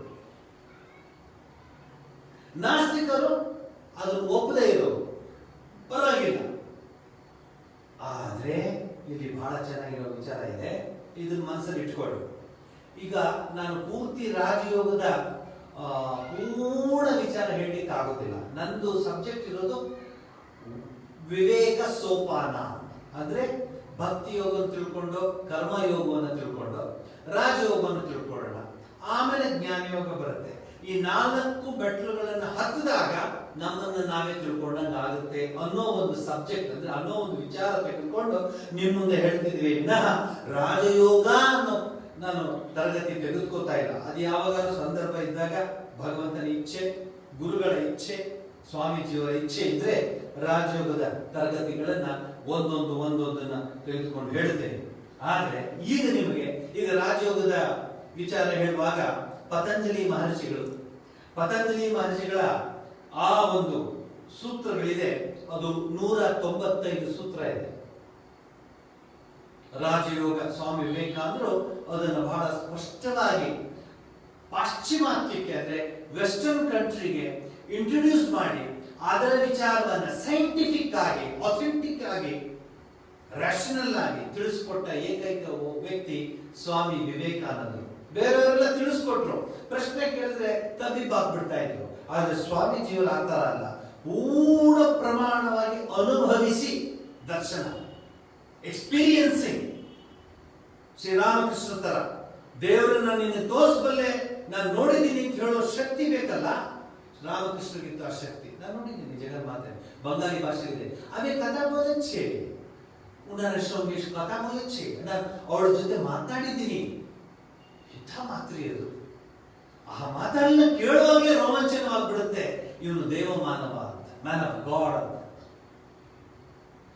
ನರೇಂದ್ರನಾಥನಿಗೆ ಶಾಕ್ ಆಗುತ್ತೆ. ಮೊಟ್ಟ ಮೊದಲು ಒಬ್ಬ ವ್ಯಕ್ತಿ ನಾನು ದೇವರನ್ನ ನೋಡಿದ್ದೀನಿ, ದೇವರನ್ನ ನಿನ್ನ ತೋರಿಸಬಲ್ಲೆ ಅಂತ ಹೇಳೋ ವ್ಯಕ್ತಿ ಸಿಕ್ಕದ್ದಲ್ಲ ನನಗೆ ಅಂತ ನರೇಂದ್ರನಾಥನ ಹೃದಯದಲ್ಲಿ ಅಂತಹ ಒಂದು ಆನಂದದ ಸಾಗರದ ಅಲೆಗಳು ಏಕಪ್ರಕಾರವಾಗಿ ಹೇಳಕ್ ಶುರುವಾಗ್ಬಿಡುತ್ತೆ. ಮುಂದೆ ಗೊತ್ತಿದೆ ನಿಮಗೆ ಹೇಗೆ ಶ್ರೀರಾಮಕೃಷ್ಣರು ನರೇಂದ್ರನಾಥನಿಗೆ ದಾರಿ ತೋರಿಸ್ತು ಅಂತ. ಮುಂದಿನ ಭಾನುವಾರ ಇದರ ಹಿನ್ನೆಲೆಯಲ್ಲಿ, ಈಗ ನಾ ಮಾತಾಡ್ತಿದ್ದೀನಲ್ಲ, ಇದರ ಹಿನ್ನೆಲೆಯಲ್ಲಿ ನರೇಂದ್ರನಾಥನಿಗೆ ದೇವಿಯ ಮೇಲೆ ಅಥವಾ ಜಗದೀಶ್ವರಿಯ ಮೇಲೆ ಅಥವಾ ಭವತಾರಿಣಿಯ ಮೇಲೆ ಪ್ರೀತಿ ಇತ್ತ, ಎಷ್ಟಿತ್ತು, ಹೇಗಿತ್ತು, ಯಾವಾಗ ಬಂತು ಅನ್ನೋ ವಿಚಾರ ನಿಮ್ಮ ಮುಂದೆ ಇಡೋದಕ್ಕೆ ಪ್ರಯತ್ನ ಪಡ್ತೀನಿ. ಮುಂದಿನ ಭಾಗದ ವಿಶೇಷ ಉಪನ್ಯಾಸ ತಾಯಿ ಕಾಳಿ ದುರ್ಗೆ ಇಲ್ಲಿ ವಿರಾಜಮಾನಳಾಗಿರ್ತಾಳೆ. ಆ ಸಂದರ್ಭದಲ್ಲಿ ಮುಂದಿನ ಭಾನುವಾರ ತಪ್ಪಿಸ್ಕೋಬೇಡಿ, ತುಂಬಾ ಒಳ್ಳೆಯ ಸಬ್ಜೆಕ್ಟ್ ಅದು. ಸ್ವಾಮಿ ವಿವೇಕಾನಂದ ಮತ್ತು ಜಗನ್ಮಾತೆ ಶಕ್ತಿ ಒಪ್ಕೊಂಡ್ರೆ ವಿವೇಕಾನಂದರು ಎಲ್ಲಿವರೆಗೂ ಒಪ್ಕೊಂಡ್ರು, ಎಷ್ಟು ಒಪ್ಕೊಂಡ್ರು? ಯಾಕಂದ್ರೆ ಇವರು ರಾಜಯೋಗಿಗಳು, ಇವರ ಜ್ಞಾನ ಸೂರ್ಯ, ಜ್ಞಾನ ಭಾಸ್ಕರ, ಜ್ಞಾನ ಜ್ಯೋತಿ. ಅವರು ಒಪ್ಕೊಂಡ್ರ ಜಗನ್ಮಾತೆಯ ಇರುವಿಕೆಯನ್ನ, ಅವರು ಒಪ್ಕೊಂಡ್ರ ಭವತಾರಿಣಿಯ ಇರುವಿಕೆಯನ್ನ ಅಂತಂದ್ರೆ ನಿಮ್ಗೆ ಹೇಳ್ತೀನಿ, ಒಪ್ಕೊಂಡಿರ್ಲಿಲ್ಲ ಅವರು. ಯಾಕೆಂದ್ರೆ ಅವರು ಬ್ರಹ್ಮ ಸಮಾಜದ ಹಿನ್ನೆಲೆಯಲ್ಲಿ ಬಂದಿದ್ದವರು. ಬ್ರಹ್ಮ ಸಮಾಜದಲ್ಲಿ ದೇವರು, ದೇವತೆ, ಚಿತ್ರ, ಭಾವಚಿತ್ರ, ವಿಗ್ರಹ ಯಾವುದೂ ಇಲ್ಲ. ಕೇಶವಚಂದ್ರ ಸೇನ್, ರಾಜಾರಾಮ್ ಮೋಹನ್ ರಾಯ್ ಆರಂಭ ಮಾಡಿಸಿದ ಬ್ರಹ್ಮ ಸಮಾಜದ ಮೆಂಬರ್ ಆಗಿದ್ರು ನರೇಂದ್ರನಾಥ ದತ್ತ. ಆಗಿನ ಕಾಲದಲ್ಲಿ ಯುವಕರೆಲ್ಲ ಬ್ರಹ್ಮ ಸಮಾಜಕ್ಕೆ ಸೇರ್ಬಿಡ್ತಾ ಇದ್ರು. ಆರ್ಯ ಸಮಾಜ, ಬ್ರಹ್ಮ ಸಮಾಜ, ಎಂತೆಂಥ ವಿಚಾರಗಳಿತ್ತು. ಈಗ ಯಾವ್ದಿದೆ ನೋಡಿ, ಈಗಿನ ಯುವಕರು ಎಲ್ಲೋಗ್ತಾರೆ ನೋಡಿ, ಈಗ ಎಲ್ಲಿದ್ದಾರೆ ನೋಡಿ. ಆಗ್ಲೂ ಈಗಲೂ ಏನು ವ್ಯತ್ಯಾಸ ಇದೆ ಅಂದ್ರೆ ಅದರ ವಿಚಾರವೇ ಗೊತ್ತಿಲ್ಲ ಇವ್ರಿಗೆ. ಯಾರು ಇವ್ರು ಬರೀ ಪ್ರಾಣಿಗಳ ತರ ಜೀವನ ನಡೆಸೋದು, ಊಟ ಮಾಡೋದು, ತಿನ್ನೋದು, ಬದುಕೋದು ಅಷ್ಟೇ.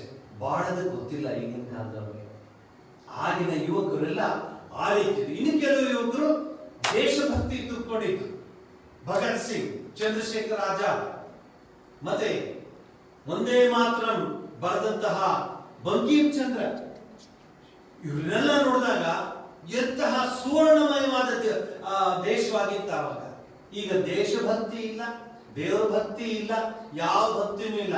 ಕೇವಲ ಆಸೆ ಲಲಾಸೆಗಳ ಭಕ್ತಿ ಅಷ್ಟೇ. ಅಂದ್ರೆ ಏನ್ ಹೇಳ್ತಾರೆ, ಪ್ರಾಣಿಗಳ ಒಂದು ಜೀವನ ನಡೆಸ್ಕೊಂಡಿರುವಂತಹ ಭಾವನೆಗಳು ಬಂದಿದೆ ಜನಗಳಿಗೆ. ಇಷ್ಟೇ ಜೀವನ, ಊಟ ಮಾಡ್ಬೇಕು, ಚೆನ್ನಾಗಿರ್ಬೇಕು. ಯಾರೋ ಹುಡುಗ ಕೇಳಿ, ಬಾಬೆ ಚೆನ್ನಾಗಿರ್ಬೇಕು ನಾನು ಅಂತ. ಏನು ಚೆನ್ನಾಗಿರೋದು ಅಂದ್ರೆ ಏನು? ಅವ್ರಿಗೆ ಗೊತ್ತೇ ಇಲ್ಲ ಅದು ಚೆನ್ನಾಗಿರೋದು ಅಂದ್ರೆ ಏನು ಅಂತ. ಹುಬ್ಬಳ್ಳಿ ಧಾರವಾಡದಲ್ಲಿ ಎಮ್ಮೆಗಳು, ಕೋಣಗಳೆಲ್ಲ ಇರುತ್ತೆ, ಅವಕ್ಕೆ ಚೆನ್ನಾಗಿರ್ಬೇಕು ಅಂದ್ರೆ ಅದಕ್ಕೆ ಹೇಳ್ಬೋದು ಚೆನ್ನಾಗಿರ್ಬೋದು, ಚೆನ್ನಾಗಿ ಅಷ್ಟೇ. ಅದೆಲ್ಲ ಚೆನ್ನಾಗಿರೋದು. ಬುದ್ಧ ಇದ್ದ, ಎಲ್ಲವನ್ನೂ ಬಿಟ್ಟ, ಬಟ್ ಚೆನ್ನಾಗಿದ್ದ. ಆನಂದದ ಸಾಕಾರ ಮೂರ್ತಿಯ ಬುದ್ಧನಾಗಿದ್ದ. ಅದಕ್ಕೆ ಚೆನ್ನಾಗಿರೋದು. ನೀವು ಕೇಳಿ, ನಾನು ಕೇಳ್ತಿರ್ತೀನಿ, ಬಾರ ಇಲ್ಲಿ ಏನೇ ಸಮಾಚಾರ, ಏನಿಲ್ಲ ಸ್ವಾಮಿ, ಹೇಗಿದ್ಯಾ? ಏನೋ ನಾನು ಟ್ರೈ ಮಾಡ್ತಿದ್ದೀನಿ ಸ್ವಾಮೀಜಿ. ಏನಪ್ಪ? ಅದೇ ಸ್ವಾಮೀಜಿ, ಒಂದು ಹಳೆ ಸ್ಕೂಟರ್ ಇದೆ, ಆ ಸ್ಕೂಟರ್ ತಗೊಂಡು ಏನಾದ್ರು ಹೊಸ್ತು ಬಂದಿದೆ ಅಂತ ತಗೋಬೇಕು, ಅದಾದ್ಮೇಲೆ ಇನ್ನೊಂದು ಹೊಸ್ತು ಬಂದಿದೆ ಅಂತ ತಗೋಬೇಕು. ಇನ್ನೊಬ್ಬರು ಕೇಳಿ, ಏನ್ ಸ್ವಾಮಿ ಹಳೆ ಕಾರ್ ಅದು, ನಾನೀಗ ಆಡಿ ತಗೋಬೇಕು ಅಥವಾ ಬೆನ್ಸು, ಬರೀ ಇಷ್ಟೇ. ಸ್ವಲ್ಪ ದೊಡ್ಡವ್ರನ್ನ ಕೇಳಿ, ಏನಿಲ್ಲ 2 ಫ್ಲೋರ್ ಆಗಿದೆ, ಇನ್ನು 4th ಫ್ಲೋರ್ 5th ಫ್ಲೋರ್ ಕಟ್ಟಬೇಕು. ಯಾರನ್ನಾದ್ರೂ ಕೇಳಿ, ಯಾರಾದ್ರೂ ದೇವರನ್ನ ನೋಡ್ಬೇಕು, ಸಾಕು ಈ ಜೀವನ ಅಂತ ಯಾರು ಹೇಳ್ತಾರ ನೋಡಿ. ಸಾಕಪ್ಪ ಅಂತ ಯಾರಾದ್ರೂ ಹೇಳಿದ್ರೆ ಅವ್ರು ಕರ್ಕೊಂಬಾರಪ್ಪ, ಅವ್ರಿಗೊಂದು ನನ್ನ ನಮಸ್ಕಾರಪ್ಪ. ಇಷ್ಟು ದೊರಕಿದ್ರೆ ಮತ್ತಿಷ್ಟು ಬೇಕೆಂಬ ಆಸೆ, ಕಷ್ಟ ಬೇಡೆಂಬ ಆಸೆ, ಕೊಡುಸುಕುವ ಕಾಂಬಾಸೆ, ನಷ್ಟ ಜೀವನದ ಆಸೆ, ಪುರಂದರ ವಿಠಲ ಅಂತ ಹಾಡೇ ಇದೆ. ನಾನು ಕಳೆದ ವಾರ ರಾಯಚೂರು ಈ ಸುಧಾಮೂರ್ತಿ ಇನ್ಫೋಸಿಸ್ ಫೌಂಡೇಶನ್ ಅಧ್ಯಕ್ಷ ಸುಧಾಮೂರ್ತಿಜಿಯವರ ಒಂದು ಸಹಕಾರದಿಂದ ಈ ಕೆಲಸಗಳನ್ನ ಮಾಡ್ತಾ ಸಾಯಂಕಾಲ ಹೊತ್ತು ನಾನು ರಾಯರ ಮಂದಿರದಲ್ಲಿ ಗುಡಿಯಲ್ಲಿ ಇರ್ತಿದ್ದೆ, ಮಂತ್ರಾಲಯದಲ್ಲಿ ಅಬ್ಸರ್ವ್ ಮಾಡ್ತಾ ಇದ್ದೆ. ಬರ್ತಾರೆ ಅವ್ರದ್ದು ನೆಕ್ಸ್ಟ್ ಪ್ರೋಗ್ರಾಮ್ ಅಂದ್ರೆ ದರ್ಶನ ಆದ ತಕ್ಷಣ ಬಸ್ ಹತ್ಬೇಕು, ದರ್ಶನ ಆದ ತಕ್ಷಣ ಪ್ರಸಾದ ತಗೊಂಡು ಅಲ್ಲಿಂದ ಹೋಗ್ಬೇಕು. ನಾನು ನೋಡಿದೆ, ಅಲ್ಲಿ ಅಬ್ಸರ್ವ್ ಮಾಡ್ತಾ ಇದ್ದೆ. Everybody wants to go away from there after the darshan. ನನಗೆ ಅಚ್ಯುತ್ ದಾಸರು ಬಹಳ ತಮಾಷೆಗೆ ಒಂದು ಕಥೆ ಹೇಳ್ತಾ ಇದ್ರು. ಜಪಾನ್ ಅಂದ್ರೆ ಇವ್ರನ್ನೆಲ್ಲ ನೋಡಿದ್ರೆ ನನಗೆ ಒಂದು ಕಥೆ ಜ್ಞಾಪಕ ಬರುತ್ತೆ. ಏನು, ಈ ತಿರುಪತಿಗೆ ಹೋಗ್ತಾರಲ್ಲ, ಲಕ್ಷ ಜನ ಹೋಗ್ತಾರೆ. ಅವರೇ ಹೇಳಿದ್ರು, ಅಚ್ಯುತ್ ದಾಸರು ಬಹಳ ಚೆನ್ನಾಗಿ ಹೇಳ್ತಾ ಇದ್ರು ಅವರು. ಅದನ್ನ ನಿಮ್ಮ ಮುಂದೆ ಹೇಳ್ತಾ ಇದ್ದೀನಿ. ಕಾಪಿ ರೈಟ್ ಅಚ್ಯುತ್ ದಾಸರು, ನಂದಲ್ಲ. ಲಕ್ಷ ಜನ ಇರುತ್ತೆ. ಒಂದ್ ದಿವಸ 1,00,000 ಜನ ಬಂದ್ಬಿಟ್ಟಿದಾರಂತೆ ಬ್ರಹ್ಮೋತ್ಸವಕ್ಕೆ. 7 ಕುಂಡಲ ವಾಸ ತಿರುಪತಿ ವೆಂಕಟೇಶ್ವರರಿಗೆ ಸಂತೋಷವಾಗ್ಬಿಟ್ಟಂತೆ. ತಕ್ಷಣ ಹೊರಗಡೆ ಬಂದ್ಬಿಟ್ಟು, ನೀವೆಲ್ಲ ಇಲ್ಲೇ ಇರಿ ಅಂತಂತೆ. ಒಬ್ಬರು ಇರಕ್ಕೆ ಇಷ್ಟಪಡ್ಲಿಲ್ವಂತೆ. ನಾನು ಅಪ್ಪನುಂಡದಿ, ಅದನ್ನದಿ, ಜವಾಬ್ದಾರಿ ಉಂಡದಿ, ಅಂಗಡಿ ಇದೆ, ಆಫೀಸ್ ಇದೆ, ಅದಿದೆ, ಅದು ಬಿಟ್ಟು ಬಂದಿದೆ, ಬೀಗಕಾಯಿ ತಗೊಂಡ್ಬಿಟ್ಟು ಯಾರು ಇರಕ್ಕೆ ಇಷ್ಟಪಡಲ್ಲ. ಅನೌನ್ಸ್ ಮಾಡಿದಾದ್ಕೊಳ್ಳಿ, ವೆಂಕಟೇಶ್ವರನೇ ಬಂದು మీరందరూ సాక్షాత్కరించిండాను, మీరందరూ ఇక్కడే ఉండి ಅಂತ ಹೇಳಲಿ, ಒಬ್ರು ಇರಲ್ಲ, ಇನ್ಕ್ಲೂಡಿಂಗ್ ದಿ ಪೂಜಾರಿ ಇರೋದಿಲ್ಲ. ಯಾಕಂದ್ರೆ ಅವ್ರು ಬಾಗ್ಲಾಕ್ ಹೋಗ್ಬೇಕು ನನಗೆ. ಇದು ನಮ್ಮ ಭಕ್ತಿ. ಸ್ವಾಮಿ ವಿವೇಕಾನಂದರು ಬಹಳ ಸ್ಪಷ್ಟವಾಗಿ ಹೇಳ್ತಾರೆ, each soul is potentially divine. ಆ ದಿವ್ಯತೆಯ ಅನುಭವವನ್ನು ಪಡೆಯುವುದೇ ಗುರಿ, ಜೀವನದ ಗುರಿ ಅದು. ಹಾಗಾದ್ರೆ ಇದೆಲ್ಲ ಮೇಸ್ಟರ್ ಆಗಿದ್ದೀನಿ, ವ್ಯಾಪಾರಿ ಆಗಿದ್ದೀನಿ, ಟೀಚರ್ ಆಗಿದ್ದೀನಿ, ಇಂಜಿನಿಯರ್ ಆಗಿದ್ದೀನಿ, ಡಾಕ್ಟರ್, ಅದೆಲ್ಲ ವ್ಯಾವಹಾರಿಕವಾಗಿ. ಯಾರು ಬೇಡ ಅಂತಾರೆ? ವ್ಯಾವಹಾರಿಕ ಮಾಡಿಕೊಳ್ಳಿ, ಬೇಡ ಅನ್ನಲ್ಲ. ಜೀವನದಲ್ಲಿ ಬಂದಿದ್ದೀವಿ, ಕರ್ತವ್ಯ ಅಲ್ಲಿ ಬರುತ್ತೆ. ಕರ್ತವ್ಯ, ರೆಸ್ಪಾನ್ಸಿಬಿಲಿಟಿ, ಅದಕ್ಕೆ ಸರಿಯಾದ ಭಾಷೆ ಡ್ಯೂಟಿ. ಒಬ್ಬಳು ಹೆಂಗಸು ಗೃಹಿಣಿಯಾಗಿ ಅವಳ ಕೆಲಸ, ಅವಳ ಡ್ಯೂಟಿ ಇದೆ. ಒಬ್ಬ ಗಂಡಸು ಅವನು ಗೃಹಸ್ಥನಾಗಿ ಅವನಿಗಿದೆ. ಭರ್ತೃಹರಿ ನೀತಿ ಶತಕದಲ್ಲಿ ಒಂದ್ ಕಡೆ ಹೇಳ್ತಾರೆ, 4 ಆಶ್ರಮದಲ್ಲಿ ಬಹಳ ಒಳ್ಳೆಯ ಆಶ್ರಮ, ದಿವ್ಯತೆಯ ಆನಂದದ ಆಶ್ರಮ ಅಂದ್ರೆ ಗೃಹಸ್ಥಾಶ್ರಮ. ಅಲ್ಲಿಂದ ಎಲ್ಲ ಶುರುವಾಗದಂತೆ. ಈ 3 ಆಶ್ರಮ ಗೃಹಸ್ಥಾಶ್ರಮವನ್ನ ಅವಲಂಬಿತವಾಗಿದೆಯಂತೆ. ಬಾಲ ಬ್ರಹ್ಮಚಾರಿ ಭವತಿ ಭಿಕ್ಷಾಂದೇಹಿತ ಊಟಕ್ಕೆ ನಿಮ್ಮನೆಗೆ ಬರ್ತಾನೆ. ಸನ್ಯಾಸಿ ಭವತಿ ಭಿಕ್ಷಾಂದೇಹಿತ ಬರ್ತಾನೆ. ವಾನಪ್ರಸ್ಥಿ ಊಟಕ್ಕೆ ನಿಮ್ಮ ಹತ್ರನೇ ಬರ್ತಾನೆ. ಎಲ್ಲವನ್ನು ನೋಡ್ಕೊಳ್ಳೋದು ಗೃಹಸ್ಥಾಶ್ರಮ. ಅದಕ್ಕೆ ಗೃಹಸ್ಥಾಶ್ರಮ ಬಹಳ ವಿಶೇಷವಾದ ಆಶ್ರಮ. ಅದರ ಅರ್ಥವನ್ನ ತಿಳ್ಕೊಂಡಿರೋದು ಗೊತ್ತಾಗುತ್ತೆ. ಗೃಹಸ್ಥಾಶ್ರಮ ಅಂದ್ರೆ ಏನು, ಎಷ್ಟು ಇದೆ ಆಶ್ರಮ, ಹೆಸರು ನೋಡಿ, ಗೃಹಸ್ಥಾಶ್ರಮ, ವಾನಪ್ರಸ್ಥಾಶ್ರಮ, ಸನ್ಯಾಸಾಶ್ರಮ, ಇದೆಲ್ಲ ಇದೆ. ಈ ರಾಜಯೋಗದಲ್ಲಿ ಇದಕ್ಕೆ ಹಿನ್ನೆಲೆ ಕೊಡ್ತಾ ಇದ್ದೀನಿ, ಇನ್ ಡೆಪ್ತ್ ಹೋಗೋದಿಲ್ಲ, ಮೇಲೆ ಹೇಳ್ತಾ ಬರ್ತಾ ಇದ್ದೀನಿ. 4 ಪಾದ ಇದೆ, ಚಾಪ್ಟರ್ಸ್ ಅನ್ಬೋದು, ಪಾದ ಅಂತ ಹೇಳ್ತಾರೆ. ಮೊದಲನೇ ಪಾದ ಸಮಾಧಿ ಪಾದ, ಸಾಧನಾ ಪಾದ, ವಿಭೂತಿ ಪಾದ, ಕೈವಲ್ಯ ಪಾದ. ಸಮಾಧಿ ಪಾದದಲ್ಲಿ 51 ಸ್ತೋತ್ರಗಳಿದೆ, ಅಂದರೆ 51 ಸೂತ್ರಗಳಿದೆ. ಸಾಧನಾ ಪಾದದಲ್ಲಿ 55 ಸೂತ್ರ ಇದೆ. ವಿಭೂತಿ ಪಾದದಲ್ಲಿ 55 ಇದೆ. ಕೈವಲ್ಯ ಪಾದದಲ್ಲಿ 34 ಇದೆ. ಆರಂಭದಿಂದ ಕೊನೆಯವರೆಗೆ ಅದನ್ನ ನಾವು ಅರ್ಥ ಮಾಡ್ಕೊಂಡು ಹೋದಾಗ ಗೊತ್ತಾಗುತ್ತೆ, ರಾಜಯೋಗ ಅಂದ್ರೆ most best and scientific way of reaching the goal supreme. ಪದವೇ ಬರದಿಲ್ಲ, scientific way of reaching the goal supreme is Rajayoga. Provided we follow each and everything in perfect manner. ಶಮ ದಮ ಅಷ್ಟಾಂಗ ಯೋಗದಲ್ಲಿ ಬರುತ್ತೆ. ಎಂತೆಂಥ ದುರಿತಗಳು ಬರುತ್ತೆ ಮನಸ್ಸು. ಅದಕ್ಕೆ ಯೋಗ ಚಿತ್ತ ವೃತ್ತಿ ನಿರೋಧ ಅಥಾ ಯೋಗಾನುಶಾಸನ ಮೊದಲು ಹೇಳ್ತಾರೆ. ಯೋಗದ ಮೊದಲನೇ ಸೂತ್ರ, ಎರಡನೇ ಸೂತ್ರದಲ್ಲಿ ಯೋಗ ಚಿತ್ತ ವೃತ್ತಿ ನಿರೋಧ. ಮನಸ್ಸನ್ನ ಶಾಂತಿ ಮಾಡಿಕೊಳ್ಳೋದು, ಕೂಲ್ ಮಾಡಿಕೊಳ್ಳೋದು ಬಹಳ ಕಷ್ಟ ಅದು. ಆದರೆ ಅಭ್ಯಾಸ ಆಗ್ತಾ ಆಗ್ತಾ ಆಗ್ತಾ ಆಗ್ತಾ ಆಗ್ತಾ ಆಗ್ತಾ ಬಹಳ ಕಷ್ಟ. ಆದರೆ it is not impossible, it is possible. ಅಂಗುಲಿಮಾಲನ ಉದಾಹರಣೆ ಕೊಟ್ರೆ ನಿಮ್ಗೆ ಅರ್ಥವಾಗುತ್ತೆ ಅನ್ಸುತ್ತೆ ಆತ್ಮೀಯರೇ. ಅಂಗುಲಿಮಾಲ, ಅವನ ಹೆಸರೇನು? ಅಂಗುಲಿಮಾಲ. ನೀವೆಲ್ಲ ರತ್ನಮಾಲ, ಪುಷ್ಪಮಾಲ, ಆ ಮಾಲ ಅಂತಂದ್ರೆ ಅವನು ಅಂಗುಲಿಮಾಲ. ಬೆರಳುಗಳ ಮಾಲೆಯನ್ನು ಧರಿಸ್ಕೊತಿದ್ದ ಅವನು. ಅಷ್ಟು ಜನನ ಕೊಂದು ಹಾಕ್ತಿದ್ದ ಅವನು. ಬುದ್ಧ ನಡ್ಕೊಂಡು ಹೋಗ್ತಾ ಇರ್ತಾನೆ. ಬುದ್ಧ ಜಾಲೆ ಮೇಲುದ ಹೋದೆದು ಅಗ್ನಿದೇವನೇ ನಡೆದು, ಜಾಲೆ ಮೇಲ ಹೋದೆದು ಅಗ್ನಿದೇವನೇ ನಡೆದು, ಕರ್ಮಕಾನನವನ್ನು ದಹಿಸಲೆಂದು ನಡೆದು ಬರುವನಿಂದು. ಪ್ರಭುಶಂಕರ್ ಬರೆದಿರೋ ಬುದ್ಧ ಚಂದ್ರೋದಯದ ಹಾಡು. ನಡ್ಕೊಂಡು ಹೋಗ್ತಾ ಇರ್ತಾನೆ. ಅಲ್ಲಿ ಇರೋ ಜನ ಹೇಳ್ತಾರೆ, ಬುದ್ಧ ಮುಂದಕ್ಕೆ ಹೋಗ್ಬೇಡ, ಭಯಂಕರವಾದ ಕಾಡು. ನನಗೇನು ಭಯ, ನಮ್ಗೇನು ಭಯ, ವೈರಾಗ್ಯಮೇವಾ ಭಯ, ನಮ್ಗೆಂತ ಭಯ, ಅಭಯ ಅವನು. ಇಲ್ಲ ಇಲ್ಲ, ಅವೆಲ್ಲ ಸರಿ. ನಿಂದು ನಿಜ ವಿಚಾರ ಹೇಳ್ತೀನಿ. ಅಲ್ಲೊಬ್ಬ ಕೊಲೆಗೊಡ್ತಾ ಇದ್ದಾನೆ, ಅಂಗುಲಿಮಾಲ ಅಂತ ಅವನ ಹೆಸರು. ನಿನಗೆ ಕಷ್ಟ ಕೊಡ್ತಾನೆ, ನಿನ್ ಪ್ರಾಣಕ್ಕೂ ಅಪಾಯ ಇದೆ, ಪರವಾಗಿಲ್ಲ, ನಾ ಹೋಗ್ತೀನಿ. ಹೋಗ್ತಾ ಇರುವಾಗ ನಿಲ್ಲು ಅನ್ನೋ ಶಬ್ದ. ಭೀಕರ ಅರಣ್ಯದಲ್ಲಿ, ಕಾನನದಲ್ಲಿ ನಿಲ್ಲು ಅನ್ನೋ ಶಬ್ದ ಬಂದಾಗ ಬುದ್ಧ ಶಬ್ದ ಬಂದ ಕಡೆ ನೋಡ್ತಾನೆ. ನರರಾಕ್ಷಸ ತರ ನಿಂತಿದ್ದಾನೆ, ಮಾಲೆ ಹಾಕೊಂಡಿದ್ದಾನೆ, ಬೆರಳುಗಳ ಮಾಲೆ, ಕತ್ತಿ ಇಟ್ಕೊಂಡಿದ್ದಾನೆ. ರೌದ್ರಾವತಾರವೇ ಸಾಕಾರ ರೂಪದಲ್ಲಿ ಬಂದಾಗಿದೆ. ಬುದ್ಧ ನೋಡಿ ಹೇಳ್ತಾನೆ, ಏನಪ್ಪ ನಿಲ್ಲು.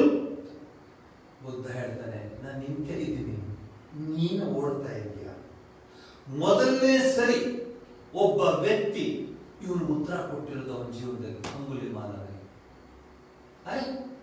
ನೀನ್ ನಡ್ಕೊಂಡು ಹೋಗ್ತಿದ್ಯಾ, ಈಗ ಹೇಳ್ತೀಯಾ ನಾನು ಹೋಗ್ತಿದ್ದೀನಿ, ನೀನ್ ನಿಂತಿದ್ದೀನಿ, ಅರ್ಥವೇ ಆಗ್ತಿಲ್ಲ ಅಂತ ಹೇಳ್ತಾನೆ.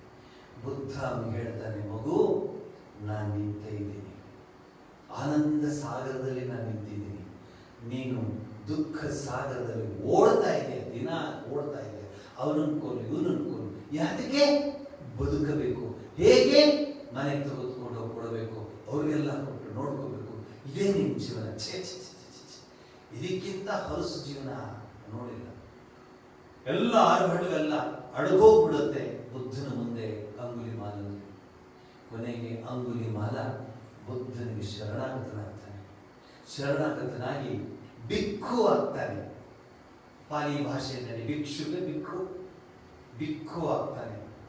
ಬಹಳ ಒಳ್ಳೆ ಸಾಧುಗಳಾಗ್ಬಿಡ್ತಾನೆ, ಒಳ್ಳೆ ಬಿಕ್ಕು ಆಗ್ತಾನೆ. ಬುದ್ಧಂ ಶರಣಂ ಗಚ್ಛಾಮಿ, ಧಮ್ಮಂ ಶರಣಂ ಗಚ್ಛಾಮಿ, ಸಂಘಂ ಶರಣಂ ಗಚ್ಛಾಮಿ ಅಂತ ಹೇಳ್ಕೊಂಡು ಬುದ್ಧನ ಜೊತೆನೇ ಇದ್ದು ಬಿಡ್ತಾನೆ. ಅದೊಂದು ದಿವಸ ವಾಪಸ್ಸು ಬಂದ ಸಂದರ್ಭ, ಅವನು ಓಡಾಡಿದ ಆ ಊರಿನಲ್ಲೇ ಅಂಗುಲಿಮಾಲ ಬೌದ್ಧ ಬಿಕ್ಕು ಆಗಿರ್ತಾನೆ. ಭಿಕ್ಷೆ ಕೇಳಕ್ಕೆ ಹೋಗ್ತಾನೆ. ಎಲ್ಲೋ ನೋಡಿದಿರಲ್ಲ ಇವ್ರ ಮುಖನ ಅಂತ ಜನ ಗುರ್ತಿಡ್ಬಿಡ್ತಾರೆ. ಗುರ್ತಿಡ್ಬಿಟ್ಟು ಕಲ್ಲಲ್ಲಿ ಮತ್ತೆ ಕೋಲ್ಗಳಲ್ಲಿ ಅವರು ಹೊಡೆದು ಬಿಡ್ತಾರೆ. ಚೆನ್ನಾಗಿ ಹಣಗಾಗಿ ನೀರ್ಗಾಯಿ ಮಾಡಿ ಹೊಡೆದು ಬಿಡ್ತಾರೆ. ಬಿದ್ದು ಬಿಡ್ತಾರೆ ರಕ್ತದಲ್ಲಿ. ರಕ್ತ ಹರಿತಾ ಇದೆ ತಲೆಯಿಂದೆಲ್ಲ. ಬಿದ್ದಾಗ ಯಾರೋ ಬುದ್ಧನ್ ಹೋಗಿ ಹೇಳ್ತಾರೆ, ಹಿಂಗೆ ಅಂಗುಲಿಮಾಲ ಹೊಡೆದು ಬಿಟ್ಟಿದ್ದಾರೆ, ಕಲ್ಲಲ್ಲಿ ಕೈಯಲ್ಲಿ ಏನು ಸಿಕ್ಕಿದೆ ತಗೊಂಡು ಹೊಡೆದ್ಬಿಟ್ಟಿದ್ದಾರೆ, ಹೊಳೆದೆಲ್ಲ ಜ್ಞಾಪಿಸ್ಕೊಂಡು ಹೊಡೆದು ಬಿಟ್ಟಿದ್ದಾರೆ ಅಂತ ಹೇಳಿದಾಗ ಬುದ್ಧ ಬರ್ತಾನೆ. ಅಂಗುಲಿಮಾಲನ ತಲೆನ ತೊಡೆಯಲ್ಲಿ ಇಟ್ಕೊಡ್ತಾನೆ. ಇಟ್ಕೊಂಡು ಮಾತಾಡಿಸ್ತಾ ಹೇಳ್ತಾನೆ, ಯಾಕೆ ಮಗು, ಯಾಕೆ ಹಿಂಗಾಯ್ತು ಮಗು ಅಂದಾಗ ಅವನು ಹೇಳ್ತಾನೆ, ಅಂಗುಳಿಮಾಲ ಸ್ವಾಮಿ, ನಾನು ಬಿಕ್ಕು ಆಗಿದ್ದೀನಿ, ಅವ್ರಿಗೇನು ಗೊತ್ತು ಪಾಪ ತಪ್ಪು ಮಾಡ್ತಾ ಇದ್ದೀನಿ ಅಂತ, ಅವ್ರಿಗೆ ಗೊತ್ತಿಲ್ಲ. ನಾನು ಬಿಕ್ಕು ಆಗಿದ್ದೀನಿ, ಪಾಪ ಅವ್ರಿಗೇನೋ ಗೊತ್ತಿಲ್ಲ, ಹೀಗೆ ಹೊಡೆದಿದ್ದಾರೆ, ಚಿಂತೆ ಇಲ್ಲ. ಆದರೆ ನನಗೊಂದು ಸಂತೋಷ ಇದೆ, ಗುರುದೇವರ ತೊಡೆಯ ಮೇಲೆ ನಾನು ಪ್ರಾಣ ಬಿಡ್ತಿದ್ದಿಲ್ಲ, ಅದೇ ನನಗೆ ನೆಮ್ಮದಿ ಅಂತ ಹೇಳ್ತಾರೆ. ಇದರ ಅರ್ಥ ಏನಂದರೆ, ಕಷ್ಟಕಾಲ ಬಂದಾಗ ಈ ಪ್ರಾಪಂಚಿಕದ ಸುಖ ಭೋಗಗಳಲ್ಲಿ ಓಡುವಾಗ ಯಾರು ಓಡುತ್ತಿರೋದು? ಓಡುತ್ತಿದ್ದಾನೆ ಈ ಅಂಗುಲಿಮಾಲ. ಯಾರು ನಿಂತಿರೋದು? ಬುದ್ಧ. ಜ್ವಾಲೆ ಮೇಲುದ್ದ ಬಂದಿದ್ದು, ಇದೇ ಜ್ವಾಲೆ ಮೇಲುದ್ದ. ಅಗ್ನಿದೇವನೇ ನಡೆದು ಕರ್ಮ ಕಾನನವನ್ನು ದಹಿಸಲೆಂದು ನಡೆದು ಬರುವನೆಂದು. ಸೊ ಇದಕ್ಕೆ ಈ ಕಥೆಯ ಮೂಲ ಏನಂದ್ರೆ ಮನಸ್ಸು. ಅಜ್ಞಾನವೆಂಬ ಕತ್ತಲೆಯನ್ನು ಹೋಗಲಾಡಿಸುವುದರಿಂದ ಸೂರ್ಯಪ್ರಾಯವಾಗಿರುವ ಪತಂಜಲಿ, ವ್ಯಾಸ ಮೊದಲಾದ ಗುರುಗಳನ್ನು ಮತ್ತು ಇತರ ಗುರುಗಳನ್ನು ವಾಕ್, ಮನಸ್ಸು, ಕಾಯಗಳ ಮೂಲಕ ನಮಸ್ಕರಿಸುತ್ತೇನೆ. ಪತಂಜಲಿ ವ್ಯಾಸಮುಖಾನ್ ಗುರುರನ್ಯಾಂಚ ಭಕ್ತಿತಃ ನತೋಸ್ಮಿ ವಾಂಗ್ಮನಂ ಕಾಯೇರಜ್ಞಾನಂ ದ್ವಾಂತ ಭಾಸ್ಕರ ಅಂತ ಒಂದು ಶ್ಲೋಕ ಇದೆ. ಅರ್ಥ ಇಷ್ಟೇ, ಅಜ್ಞಾನವೆಂಬ ಕತ್ತಲೆಯನ್ನು ಹೋಗಲಾಡಿಸುವುದರಲ್ಲಿ ಸೂರ್ಯಪ್ರಾಯವಾಗಿರುವ ಪತಂಜಲಿ, ವ್ಯಾಸ ಮೊದಲಾದ ಗುರುಗಳನ್ನು ಮತ್ತು ಇತರ ಗುರುಗಳನ್ನು ವಾಕ್, ಮನಸ್ಸು, ಕಾಯಗಳ ಮೂಲಕ ನಮಸ್ಕರಿಸುತ್ತೇನೆ. ಅಂದರೆ ಪತಂಜಲಿ ಮಹರ್ಷಿಗಳ ನಮಸ್ಕಾರ, ಅವರಿಗೆ ಒಂದು ನಮನವನ್ನು ಸಲ್ಲಿಸಿ ಈ ರಾಜಯೋಗದ ತಿರುಳನ್ನ ನಿಮಗೆ ತಿಳಿಸ್ಕೊಡ್ತಾ ಇದೆ. 195 ಶ್ಲೋಕಗಳನ್ನ ಹೇಳಲಿಕ್ಕೆ ಆಗೋದಿಲ್ಲ. ನನ್ನ ಸಬ್ಜೆಕ್ಟ್ ಇದು ವಿವೇಕ ಸೋಪಾನ ಅನ್ನೋ ಒಂದು ವಿಷಯ ಆದ್ರಿಂದ ಈ 3ನೇ ಸೋಪಾನದ ಬಗ್ಗೆ ನಿಮಗೆ ತಿಳಿಸ್ಕೊಡ್ತಾ ಇದ್ದೀನಿ. ಮುಂದಕ್ಕೆ ಭಗವಂತನ ಇಚ್ಛೆ, ಗುರುಗಳ ಇಚ್ಛೆ ಇದ್ರೆ ಬಹಳ ಡೀಟೇಲ್ ಆಗಿ ರಾಜಯೋಗದ ತರಗತಿಯನ್ನು ತೆಗೆದುಕೊಳ್ಳೋಣ. ಇಲ್ಲಿ ಅನೇಕ ರೀತಿಯ ವಿಚಾರಗಳನ್ನು ಮಂಡಿಸ್ತಾ ಬರ್ತಾರೆ ಪತಂಜಲಿ ಮಹರ್ಷಿಗಳು ಯೋಗಶಾಸ್ತ್ರದಲ್ಲಿ, ಯೋಗ ಸೂತ್ರದಲ್ಲಿ. ಯೋಗ ಚಿತ್ತವೃತ್ತಿ ನಿರೋಧ ಅಂತ ಹೇಳಿ, ಮತ್ತೆ ಏನಿದೆ ಮನುಷ್ಯನಿಗೆ ತೊಂದರೆ ಆಗೋದಕ್ಕೆ. ಈಗ ವಾಟ್ ಇಸ್ ದ ಪ್ರಾಬ್ಲಮ್? ಸಾಮಾನ್ಯವಾಗಿ ಔಷಧಿ ತಗೊಳಕ್ ಹೋದಾಗ ಡಾಕ್ಟರ್ಗೆ ನಾವೇನಂತಿದೆ ಡಯಾಗ್ನೈಸಿಂಗ್ ಅಂತ ಹೇಳ್ತೀವಿ. ಡಯಾಗ್ನೈಸ್ ಮಾಡೋದು, ರಾಂಗ್ ಡಯಾಗ್ನೈಸ್ ಆಗೋಯ್ತು ಅಂತೀವಿ. ರೈಟ್ ಡಯಾಗ್ನೈಸ್ ಅಂದ್ರೆ ವೈದ್ಯರ ಹತ್ರ ಹೋದಾಗ ಕಾಯಿಲೆ ಏನು ಅಂತ ಸರಿಯಾಗಿ ತಿಳ್ಕೊಳ್ಳೋದೇ ಇದ್ರೆ ವೈದ್ಯರಿಗೂ ಪ್ರಾಬ್ಲಮ್, ಪೇಷಂಟ್ಗೂ ಪ್ರಾಬ್ಲಮ್. ಅನೇಕ ಸರಿ ನಾವು ನೋಡಿದ್ದೀವಿ, ಹೌದಾ ನೀವು ಅದನ್ನು ಹೇಳಲಿಲ್ಲ, ಅದಕ್ಕೆ ನಾನು ಈಗ ಮಾತ್ರೆ ಕೊಟ್ಟೆ ಅಂತ ಬಿಡ್ತಾರೆ.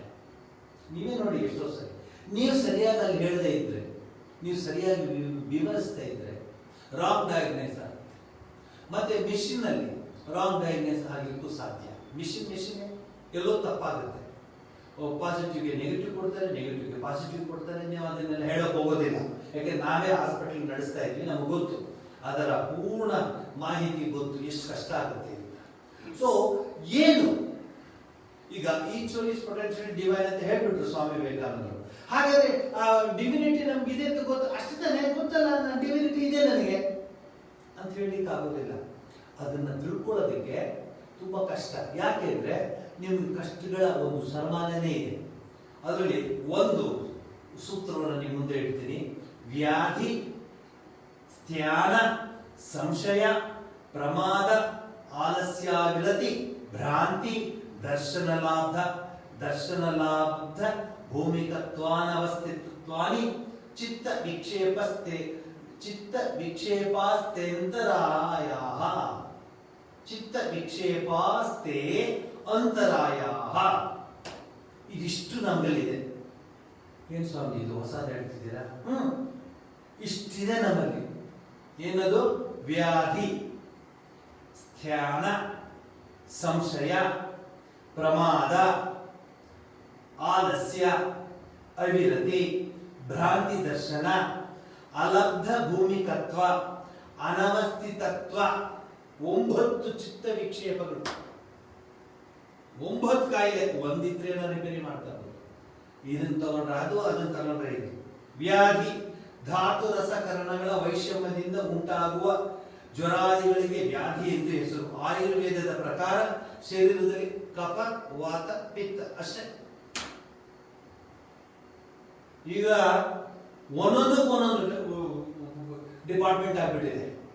ನಾನು ನಮ್ಮ ಹಿರಿಯರ ಜೊತೆ ಮೈಸೂರು ಮಹಾರಾಜರ ರಾಜವೈದ್ಯರ ಹತ್ರ ಹೋಗ್ತಾ ಇತ್ತು. ರಾಜವೈದ್ಯರು ಅಂದ್ರೆ ರಾಜರೇ ಹೋಗ್ಬೇಕಂತಿಲ್ಲ, ಅವ್ರಿಗೆ ರಾಜವೈದ್ಯ ಅಂತ ಅವ್ರಿಗೆ ಒಂದು ಬಿರುದಿತ್ತು.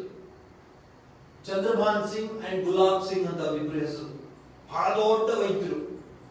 ನಾನು ನೋಡಿದ ವೈದ್ಯರಿಗೆ 99 100 ಆಗಿತ್ತು. 100 ಆಗಿತ್ತು. ಹೌದು, 100 ಆಗಿತ್ತು. ಕನ್ನಡಕ ಏನಿಲ್ಲ, ತಲೆಗೆ ಒಳ್ಳೆ ಪೇಟ, ಕೂತ್ಕೊಂಡಿದ್ರು, ನೇರವಾಗಿ ಕೂತ್ಕೊಂಡಿದ್ರು. ನಮ್ಮ ಹುಡುಗರು ಕೂತ್ಕೊಳ್ಳಲ್ಲ ಹಂಗೆ. ನಮ್ಮ ಹುಡುಗರು ನಿಂತ್ಕೊಳ್ಳೋದಕ್ಕೂ ಬರೋದಿಲ್ಲ, ಕೂತ್ಕೊಳ್ಳೋದಾಗಲ್ಲ.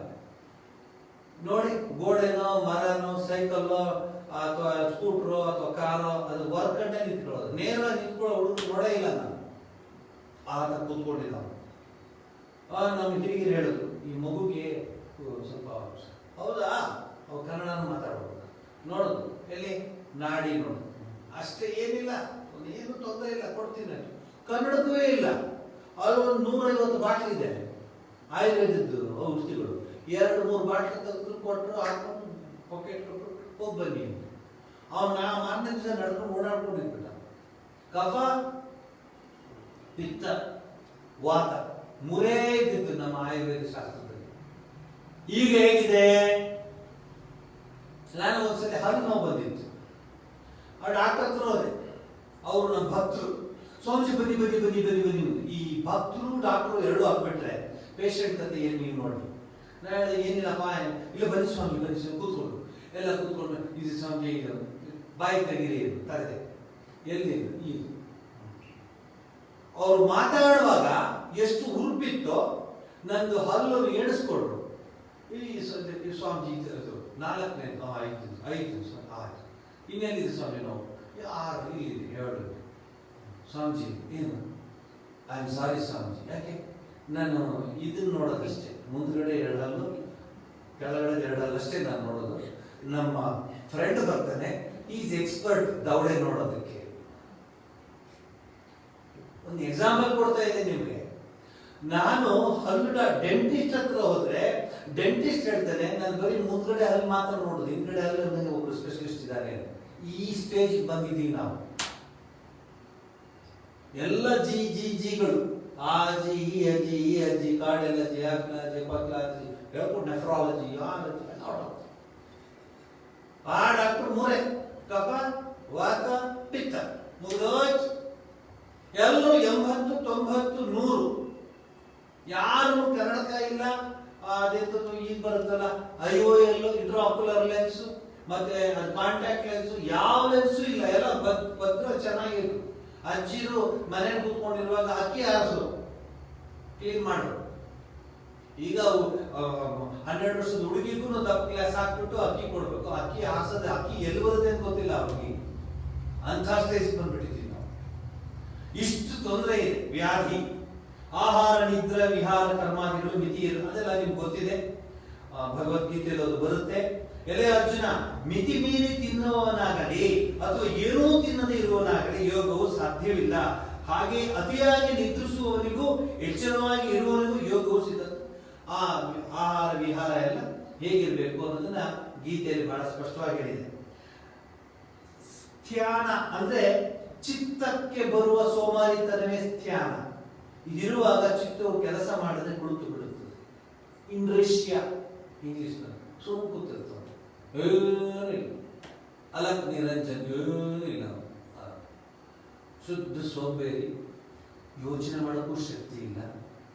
ಅದಕ್ಕೆ ಆಲಸ್ಯ. ಸಂಶಯಾತ್ಮ ವಿನಶ್ಯತಿ. ಅದಕ್ಕೆ ನೀನೇನು ಎಕ್ಸ್ಪ್ಲೇಷನ್ ಬೇಡ. ಹೀಗೆ ಪ್ರಮಾದವೇ ಮೃತ್ಯುವೆಂದು ಹೇಳುತ್ತಾನೆ. ಪ್ರಮಾದಂ ವೈ ಮೃತ್ಯುಮಹಂ ಬ್ರವೀಮಿ. ಸನತ್ಸು ಜಾತಿಯೇ ಹೇಳ್ತಾನೆ ಮಹಾಭಾರತದಲ್ಲಿ. ಆಲಸ್ಯ, ಅವಿರತಿ, ವಿಷಯಾಭಿಲಾಷೆ, ಇಂದ್ರಿಯ ವಿಷಯ, ಇವೆಲ್ಲ. ಭ್ರಾಂತಿ ದರ್ಶನ, ಅದು ನಾನು ನಿಮ್ಗೇನು ಹೇಳಬೇಕಾಗಿಲ್ಲ. ಅವನೇನಿಲ್ವೋ ಅದನ್ನು ಅವನು ಅಂತಾನೆ, ಏನಿಲ್ಲದೆ ಇರೋದನ್ನ ಭ್ರಾಂತಿ ತಿಳ್ಕೊಳ್ತಾನೆ. ಈ ರೀತಿಯ 9 ಕಷ್ಟಗಳು ಅಥವಾ 9 ಕಾಯಿಲೆ ತಿಳ್ಬೋದು. ಇದು ಮನುಷ್ಯನಿರುವಾಗ ಅವನು ಏನು ಮಾಡ್ಲಿಕ್ಕೆ ಸಾಧ್ಯ? ಇದನ್ನೆಲ್ಲ ಬಿಡಿಸ್ಕೋಬೇಕು ಅಂತ ಹೇಳ್ತಾರೆ ಪತಂಜಲಿ ಮಹರ್ಷಿಗಳು. ಇದನ್ನೆಲ್ಲ ಬಿಡಿಸ್ಕೊಂಡು ಆಮೇಲೆ ಶೌಚ, ಸಂತೋಷ, ತಪಸ್ಸು, ಸ್ವಾಧ್ಯಾಯ, ಈಶ್ವರ ಪ್ರಣಿಧಾನ, ಇವು ಯಮ ನಿಯಮ ಅವಕ್ಕೆ ಬರ್ತದೆ. ಈ ಯಮ ನಿಯಮಗಳನ್ನ ಹೇಳುವಾಗ ಯಮ ನಿಯಮ, ಆಸನ, ಪ್ರಾಣಾಯಾಮ, ಪ್ರತ್ಯಾಹಾರ, ಧಾರಣೆ, ಧ್ಯಾನ, ಸಮಾಧಿ, 8 ಅಷ್ಟಾಂಗ ಯೋಗ. ಬಹಳ ಸೈಂಟಿಫಿಕ್ ಆಗಿದೆ, ತುಂಬಾ ಸೈಂಟಿಫಿಕ್ ಆಗಿದೆ. ಇಲ್ಲಿ ಏನ್ ತರ್ಕ ಬೇಡ ಅಥವಾ ರ್ಯಾಷನಲಿಸಮ್ ವಿಚಾರ ಬೇಡ. ಅದನ್ನ ತಿಳ್ಕೊಂಡು ಅದನ್ನು ಇನ್ನೊಬ್ರು ಬಂದು ಹೇಳಿ ಅದನ್ನು ಅವ್ರು ಬಳಸೋದು ಏನೇನೂ ಇಲ್ಲ. It's a scientific way of reaching the realization ಅಥವಾ reaching the supreme goal. Yama niyama, asana, ಪ್ರಾಣಾಯಾಮ, ಪ್ರತ್ಯಾಹಾರ, ಧಾರಣ, ಧ್ಯಾನ, ಸಮಾಧಿ, ಅಷ್ಟಾಂಗ ಯೋಗ. ಇವತ್ತು ಒಂದು ಹಾಡು ಹೇಳಿದೆ ನಾನು, 7 ತಾಯಿ ಹಾಡು. ಇದನ್ನು ಮನಸ್ಸಲ್ಲಿ ಇಟ್ಕೊಂಡೇ ಹೇಳಿದ್ದ ನಾನು. ಜಗನ್ಮಾತೆ ಮೂಲಾಧಾರದಲ್ಲಿ ಸುಷುಪ್ತಿ, ಆ ಮೂಲಾಧಾರದಲ್ಲಿ ಸಹಸ್ರಾರಕ್ಕೆ, ಮೂಲಾಧಾರದಿಂದ ಸಹಸ್ರಾರಕ್ಕೆ ಹೋಗ್ಬೇಕು ಆ ಶಕ್ತಿ, ಚಿತ್ ಶಕ್ತಿ. ಇಡ ಮತ್ತು ಪಿಂಗಲ, ಸುಷುಮ್ನ ನಾಡಿ, ಇದೆಲ್ಲ ಯೋಗದಲ್ಲಿ ವಿವರಿಸ್ತಾರೆ. ಧ್ಯಾನಕ್ಕೆ ಕೂತ್ಕೊಂಡಾಗ ಯಾಕೆ ಬಗ್ಗೆ ಕೂತ್ಕೋಬಾರ್ದು, ಯಾಕೆ ನೇರವಾಗಿ ಕೂತ್ಕೋಬೇಕು ಅಂತ ಹೇಳಿದಾದ್ರೆ, ಆ ಇಡ ಮತ್ತು ಪಿಂಗಲ ಸುಷುಮ್ನ ನಾಡಿಯಲ್ಲಿರುವಂತಹ ಧೀ ಶಕ್ತಿ ನೇರವಾಗಿ ಸಹಸ್ರ ಮುಟ್ಟಿದಾಗ ಯೋಗಿ ಆಗ್ತಾನೆ. ಶ್ರೀರಾಮಕೃಷ್ಣ ಒಂದೊಂದ್ಸರಿ ಹೇಳೋರು, ಒಂದೊಂದ್ಸರಿ ಆ ಶಕ್ತಿ ಅವರಿಗೆ ಮಂಗನಂತೆ ಹಾರ್ಕೊಂಡು ಮೇಲೆ ಬರ್ತಿತ್ತಂತೆ, ಒಂದೊಂದ್ಸರಿ ಮೀನಿನಂತೆ ಮೇಲೆ ಬರ್ತಿತ್ತಂತೆ. ಈ ತರ ಅವರು ವಿವರಿಸ್ತಾರೆ ಹೇಗೆ ಬರ್ತಿತ್ತು ಅಂತ. ಸ್ವಾಮಿ ವಿವೇಕಾನಂದರು ಧ್ಯಾನಕ್ಕೆ ಕೂತ್ಕೊಂಡ್ರು ಅಂದ್ರೆ ಯೋಗಾಸನೆ ಮಹಾಧ್ಯಾನೆ, ಧ್ಯಾನದ ನೋಡಿ ಕೂತ್ಕೊಂಡ್ರೆ ಧ್ಯಾನ ಮುಗಿದೋಯ್ತು. ಎಲ್ಲ ಶ್ರೀರಾಮಕೃಷ್ಣ ಹೇಳ್ತಿದ್ರು, ಕೂತ್ಕೊಂಡ ತಕ್ಷಣ ಎಲ್ಲ ಲಾಕ್ ಆಗ್ಬಿಡ್ತಿದ್ರು, ಟಕ್ ಟಕ್ ಟಕ್ ಟಕ್ ಟಕ್ ಟಕ್ ಟಕ್ ಟಕ್ ಅಂತ ಲಾಕ್ ಆಗ್ಬಿಡ್ತಾರೆ. ಕೂತ್ಕೊಂಡು ನಿಮ್ಗೆ ಕಳೆದ ವಾರ ಹೇಳಿದ್ದೆ, ಶ್ರೀರಾಮಕೃಷ್ಣ ಪರಮಹಂಸರ ದಕ್ಷಿಣೇಶ್ವರದ 30 ವರ್ಷದ ಆ ಸಾಧನೆಯ ಸಂದರ್ಭದಲ್ಲಿ ಆರಂಭದಲ್ಲಿ ಅವರು ಧ್ಯಾನಕ್ಕೆ ಕೂತ್ಕೊಂಡಾಗ ಮರ ಹೀಗೆ ಬುದ್ಧ ಕೂತಾಳಿಗೆ ಒಂದು ವೃಕ್ಷದಲ್ಲಿ ಹೀಗೆ ಕೂತ್ಕೊಂಡು ಧ್ಯಾನ ಮಾಡ್ತಿರುವಾಗ ಎಷ್ಟು ದಿವಸ ಆಯ್ತು ಅಂತ ಯಾರಿಗೂ ಗೊತ್ತಿಲ್ಲ, ಎಷ್ಟು ದಿವಸ ಕೂತಿದ್ರು ಅಂತ ಯಾರಿಗೂ ಗೊತ್ತಿಲ್ಲ. ಕೂತ್ಕೊಂಡೇ ಇದ್ದಾರೆ, ಆನಂದದಲ್ಲಿದ್ದಾರೆ. ಅವ್ರ ದೇಹದ ಇದು ಹೊರಟೋಗ್ಬಿಟ್ಟಿದೆ. ಪಕ್ಷಿಗಳು ಅವರ ಕೇಶ ರಾಶಿಯಲ್ಲಿ ಗೂಡು ಮಾಡ್ಕೊಂಡಿತ್ತು, ಕೂಗ್ತಾ ಇತ್ತು ಅಂತ, ಕುಟ್ ಕುಟ್ ಕುಟ್ ಕುಟ್. ಸರೀಸೃಪಗಳು, ಹಾವುಗಳು ಈ ಕಡೆಯಿಂದ ಆ ಕಡೆ, ಆ ಕಡೆ ಈ ಕಡೆ ಓಡಾಡ್ತಾರೆ, ಏನು ಗೊತ್ತಿಲ್ಲ. ಆತ್ಮರಾಮೋ ಭವತಿ, ನಾರದ ಭಕ್ತಿ ಸೂತ್ರದಲ್ಲಿ ಬರುತ್ತೆ. ಎಲ್ಲದ್ವಾ ಪುಮಾನ್ ಮತ್ತೋ ಭವತಿ, ತೃಪ್ತೋ ಭವತಿ, ಅಮೃತೋ ಭವತಿ, ಆತ್ಮರಾಮೋ ಭವತಿ. ಏನು ಅವ್ರಿಗೆ ಯೋಗಿಗೂ ಹಾಗೆ ಆಗುತ್ತೆ, ಏನು ಗೊತ್ತಾಗಲ್ಲ.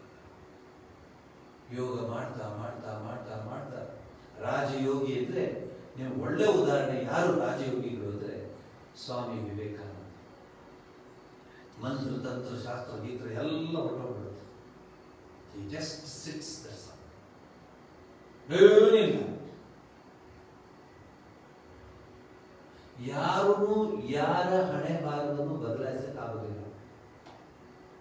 ಯಾವ ಹೂವು, ಯಾವ ಮಂತ್ರ, ಯಾವ ನಿಂಬೆಹಣ್ಣು, ಯಾವ ಇಟ್ಕೊಟ್ರು ಯಾರು ಬದಲಾಯಿಸಕ್ಕಾಗೋದಿಲ್ಲ. ಯಾಕೆಂದ್ರೆ ಅವರವರ ಕರ್ಮ, ಅವರವರ ಪ್ರಾರಬ್ಧ ಕರ್ಮ, ಅವರವರ ಕ್ಯಾರಿಯೋ, ಸಿಒ, ಬಿಡಿ ಸಿಒ, ಬಿಡಿ ಸಿಒ, ಅಕೌಂಟ್ಸ್ ಬರೆಯೋರು ಗೊತ್ತು. Brought down carried over, brought down carried over. ಸಂಚಿತ ಪಾಪ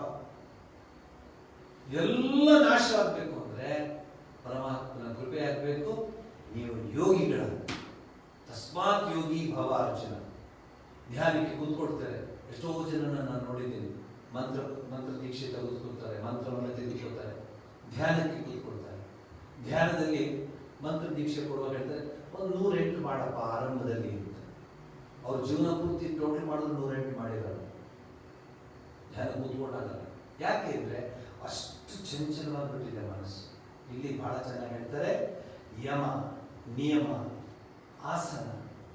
ಸ್ಥಿರ ಸುಖಂ ಆಸನಂ ಅಂತ ಒಂದು ಸೂತ್ರ ಇದೆ ಪತಂಜಲಿ ಮಹರ್ಷಿಗಳ ಯೋಗ ಸೂತ್ರದಲ್ಲಿ. ಸ್ಥಿರ ಸುಖಂ ಆಸನ. ಯಾವ ಆಸನ ಸುಖವಾಗಿ ಅವ್ರು ಕೂತ್ಕೊಳ್ಳಿಕ್ಕಾಗುತ್ತೋ ಅದು ಸ್ಥಿರ ಸುಖಂ ಆಸನ. ವಜ್ರಾಸನ ಇರ್ಬೋದು, ವೀರಾಸನ ಇರ್ಬೋದು, ಪದ್ಮಾಸನ ಇರ್ಬೋದು, ಅವರು ಸೆಲೆಕ್ಟ್ ಮಾಡ್ಕೋಬಹುದು. ಅವ್ರಿಗೆ ಅದು ಸುಖವಾಗಿರೋ ಥರ ಅವ್ರು ಕೂತ್ಕೊಂಡ್ರೆ ಅದೇ ಅವ್ರ ಆಸನ. ನೋಡಿ, ನಾವು ರಾಮಕೃಷ್ಣ ಆಶ್ರಮಗಳಲ್ಲಿ ದುರ್ಗಾ ಪೂಜೆ ಅಥವಾ ಶಿವರಾತ್ರಿ ಇಂಥ ವಿಶೇಷವಾದ ಪೂಜೆಗಳಲ್ಲಿ ಸಂಜೆ 6:30-7 ಗಂಟೆ ಮುಗಿದು ಆರತಿ ಮುಗಿದು 9 ಗಂಟೆಗೆ ಮತ್ತೆ ಮೊದಲನೇ ಜಾವದ ಪೂಜೆ ಶುರುವಾದಾಗ ನಾವು ಕೂತ್ಕೊಳ್ತೇವೆ. ಶಿವ ಮಹಿಮ ಸ್ತೋತ್ರ, ಶಿವಪಾರಾಯಣ, ಶಿವ ಸಹಸ್ರನಾಮ ನಡೀತಾ ಹೋಗ್ತಿರುತ್ತೆ. ಮೊದಲನೇ ಜಾವ, 2ನೇ ಜಾವ, 3ನೇ ಜಾವ, 4ನೇ ಜಾವ ಎಲ್ಲ ಹಾಗೆ ಕೂತಿರ್ತಾರೆ. ಏನು ಅಲ್ಲಾಡಲ್ಲ, ಕೂತಿರ್ತಾರೆ, ಆರಾಮ ಕೂತಿರ್ತಾರೆ. 3 hours is nothing for them, 6 hours is nothing for them. ಈಗ ಏನೇನು ಬಂದಿದೆ ಮಾರ್ಕೆಟಲ್ಲಿ. ಮೊನ್ನೆ ಯಾರು ಬಂದು, ಸ್ವಾಮಿ ಒಂದು ವಸ್ತು ಬಂದಿದೆ, ಏನಾದ್ರು ಅಂದರೆ ಕೂತ್ಕೊಳ್ಳೋಕೆ ಒಂದು ಚೇರು, ಅದು ಕೂತ್ಕೊ ಆ ಬೆನ್ನು ಹಿಂಗೆ ಇಟ್ಕೊಳ್ಳೋದು. ನಾನು ಹೇಳಿದೆ, ಅದು ಯಾಕಪ್ಪ ಅಂದೆ, ಬೆನ್ನುಗಳು ಮುರಿದಿರೋ. ಇಲ್ಲ ಸ್ವಾಮಿ, ಈ ಧ್ಯಾನ ಕೂತ್ಕೋತಲ್ಲ ಅವ್ರಿಗಿದು support. Meditation chair, meditation chair ಎಲ್ಲಿ ಬಂತು ನೋಡಿ. ಸೊ ಅವನಿಗೆ ಧ್ಯಾನದಲ್ಲಿ ಕೂತ್ಕೊಳ್ಬೇಕಾದ್ರೆ ಚೇರ್ ಸರಿ ಇಲ್ಲದೆ ಕೂತ್ಕೊಳ್ಳೋಕ್ಕಾಗಲ್ಲ. ಅವೆಲ್ಲ ಆಗೋದಿಲ್ಲ. ಎಂಥ ಯೋಗಿಗಳು ಕೂತ್ಕೋತಾ ಇದ್ರು ಇಲ್ಲಿ ನೋಡಿ. ಸೊ ತಸ್ಮಾತ್ ಯೋಗಿ ಭವಾರ್ಜುನ. ಅಹಿಂಸಾ, ಸತ್ಯ, ಆಸ್ತೇಯ, ಬ್ರಹ್ಮಚರ್ಯ, ಅಪರಿಗ್ರಹ ಇವೆಲ್ಲ ಒಂದೊಂದಾಗಿ ಬಿಡಿಸಿ ಬಿಡಿಸಿ ಬಿಡಿಸಿ ಬಿಡಿಸಿ ಪತಂಜಲಿ ಮಹರ್ಷಿಗಳು ಶೌಚ, ಸಂತೋಷ, ತಪಸ್ಸು, ಸ್ವಾಧ್ಯಾಯ, ಈಶ್ವರ ಪ್ರಣಿಧಾನ, ಇದು ನಿಯಮ. ಯಮ ಹೇಳಾಯ್ತು, ನಿಯಮ ಹೇಳಿದ್ದಾಯಿತು. ಇದನ್ನೆಲ್ಲ ಒಂದೊಂದನ್ನು ವಿವರಿಸಿಕೊಂಡು ಕೊನೆಗೆ ಸಮಾಧಿ ಕೈವಲ್ಯ ಪಾದಕ್ಕೆ ಬಂದಾಗ ಆ ವ್ಯಕ್ತಿ ತನ್ನ ಜೀವನದ ಒಂದು ಸಾಕಾಷ್ಟ ಸಾ ಪರಾಗತಿ, ಅಲ್ಲಿ ಆದ ಶ್ಲೋಕ ಏನಂದ್ರೆ, ಪುರುಷಾರ್ಥ ಶೂನ್ಯಾನ ಗುಣಾನ ಪ್ರತಿ ಪ್ರಸವ ಕೈವಲ್ಯಂ ಸ್ವರೂಪ ಪ್ರತಿಷ್ಠಾವ ಚಿತಿ ಶಕ್ತಿ ರೀತಿ. ಸಾಧಿಸಬೇಕಾದ ಪುರುಷಾರ್ಥಗಳಿಲ್ಲದ ಗುಣಗಳು ಲಯ ಹೊಂದುವುದೇ ಕೈವಲ್ಯ. ಲಯ ಹೊಂದುವುದೇ ಕೈವಲ್ಯ. ಕೈವಲ್ಯ ಸ್ವರೂಪವನ್ನು ಹೇಳುವುದರ ಮೂಲಕ ಪತಂಜಲಿ ಮಹರ್ಷಿಗಳು ಈ ಪುಸ್ತಕವನ್ನು, ಅಂದರೆ ಈ ಗ್ರಂಥವನ್ನು ಮುಗಿಸ್ತಾರೆ. ಸೊ ಈ ರಾಜಯೋಗದ ಸಾರವನ್ನು ನಿಮ್ಮ ಮುಂದೆ ಇಡಲಿಕ್ಕೆ ಪ್ರಯತ್ನ ಪಟ್ಟಿದ್ದೀವಿ. ರಾಜಯೋಗವನ್ನು ಪೂರ್ಣ ಪ್ರಮಾಣವಾಗಿ ನಾವು ತಿಳ್ಕೋಬೇಕು ಅಂದರೆ ಸರಳವಾಗಿ, ಪೂರ್ಣ ಅರ್ಥವಾಗಿ, ಯಾವುದೇ ರೀತಿಯ ಡೌಟ್ ಬರದೆ ಅದನ್ನು ನಾವೇನಾದರೂ ಮನಸ್ಸಲ್ಲಿ ಇಟ್ಕೊಂಡು ಅದನ್ನು ಓದಬೇಕಂದ್ರೆ ಸ್ವಾಮಿ ವಿವೇಕಾನಂದರ ರಾಜಯೋಗವನ್ನು ನೀವೇನಾದರೂ ಓದಿದ್ದೇ ಆದರೆ ನಿಮಗೆ ಪೂರ್ಣವಾಗಿ ಅರ್ಥವಾಗುತ್ತೆ. ಅಥ ಯೋಗಾನುಶಾಸನ ಅಂತ ಮೊದಲನೇ ಸೂತ್ರ, 2ನೇದು ಯೋಗ ಚಿತ್ತವೃತ್ತಿ ನಿರೋಧ. ಇದೆಲ್ಲ ಸ್ವಾಮಿ ವಿವೇಕಾನಂದರು ಬಹಳ ಚೆನ್ನಾಗಿ ತಿಳಿಸ್ಕೊಡ್ತಿರ್ತಾರೆ, ಅದ್ಭುತವಾಗಿ ತಿಳಿಸ್ಕೊಡ್ತಾರೆ. ನೀವು ರಾಜಯೋಗವನ್ನು ಓದ್ತಾ ಇದ್ರೆ ನಿಮ್ಗೆ ಗೊತ್ತಾಗುತ್ತೆ. ಆದರೆ ಇಲ್ಲಿ ಒಂದು ಪದ ನಾನು ನಿಮಗೆ ಎಕ್ಸ್ಪ್ಲೇನ್ ಮಾಡಬೇಕಾಗುತ್ತೆ. ಅದೇ ರಾಜಯೋಗದ ವಿಶೇಷತೆ, ಮನಸ್ಸು, ಚಿತ್ತ. ಇದನ್ನ ಚಿತ್ತಶಕ್ತಿ, ಪ್ರಾಣ, ಈ ಪದಗಳು ಬಹಳ ರಾಜಯೋಗದಲ್ಲಿ. ಪ್ರಾಣಶಕ್ತಿ, ಚಿತ್ತಶಕ್ತಿ, ಇದೆಲ್ಲ ಅರ್ಥ ಮಾಡ್ಕೋಬೇಕು. ಅದಕ್ಕೆ ನಾವು ರಾಜಯೋಗದ ಕ್ಲಾಸ್ಗಳಾದಾಗ ನಾವು ಉಸಿರಾಟದ ಎಕ್ಸಸೈಸಸ್ ಮಾಡ್ಕೊಳ್ತೀವಿ. ಹೇಗೆ ಉಸಿರಾಡಬೇಕು, ಪ್ರಾಣಾಯಾಮ ಹೇಗೆ ಮಾಡೋದು, ಪ್ರಾಣಶಕ್ತಿಯನ್ನು ಹೇಗೆ ಉಳಿಸ್ಕೊಳ್ಳೋದು. ಪ್ರಾಣಶಕ್ತಿ ಇದು ಬಹಳ ಮುಖ್ಯ. ಇದನ್ನೆಲ್ಲ ರಾಜಯೋಗದಲ್ಲಿ ತಿಳಿಸುತ್ತಾರೆ. ಹೀಗೆ ರಾಜಯೋಗದ ವಿಚಾರವನ್ನು ತಿಳ್ಕೊಂಡಿದ ನಂತರ ನಾವು ಜ್ಞಾನಯೋಗಕ್ಕೆ ನಾವು ಮುಂದೆ ಹೋಗ್ತೀವಿ. ಆದರೆ ಜ್ಞಾನಯೋಗದ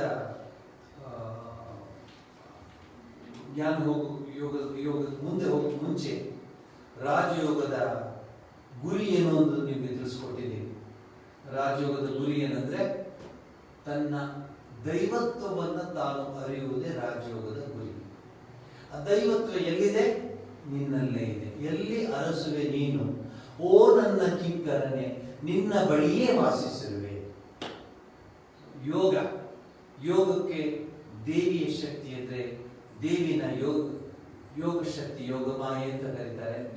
ಅಂತಹ ಕುಂಡಲಿನಿ ಶಕ್ತಿ ಅಂತ ಹೇಳ್ತಾರೆ. ಈ ಒಂದು ಕುಂಡಲಿನಿ ಶಕ್ತಿಯನ್ನು ಉದ್ದೀಪನ ಮಾಡುವಂತಹ ಹಾಡನ್ನು ಇವತ್ತು ಆರಂಭದಲ್ಲಿ ಹೇಳಿದೆ ನಾನು. ಶ್ರೀರಾಮಕೃಷ್ಣರು ವಚನವೇದದಲ್ಲಿ ಹಾಡ್ತಾ ಇದ್ರು.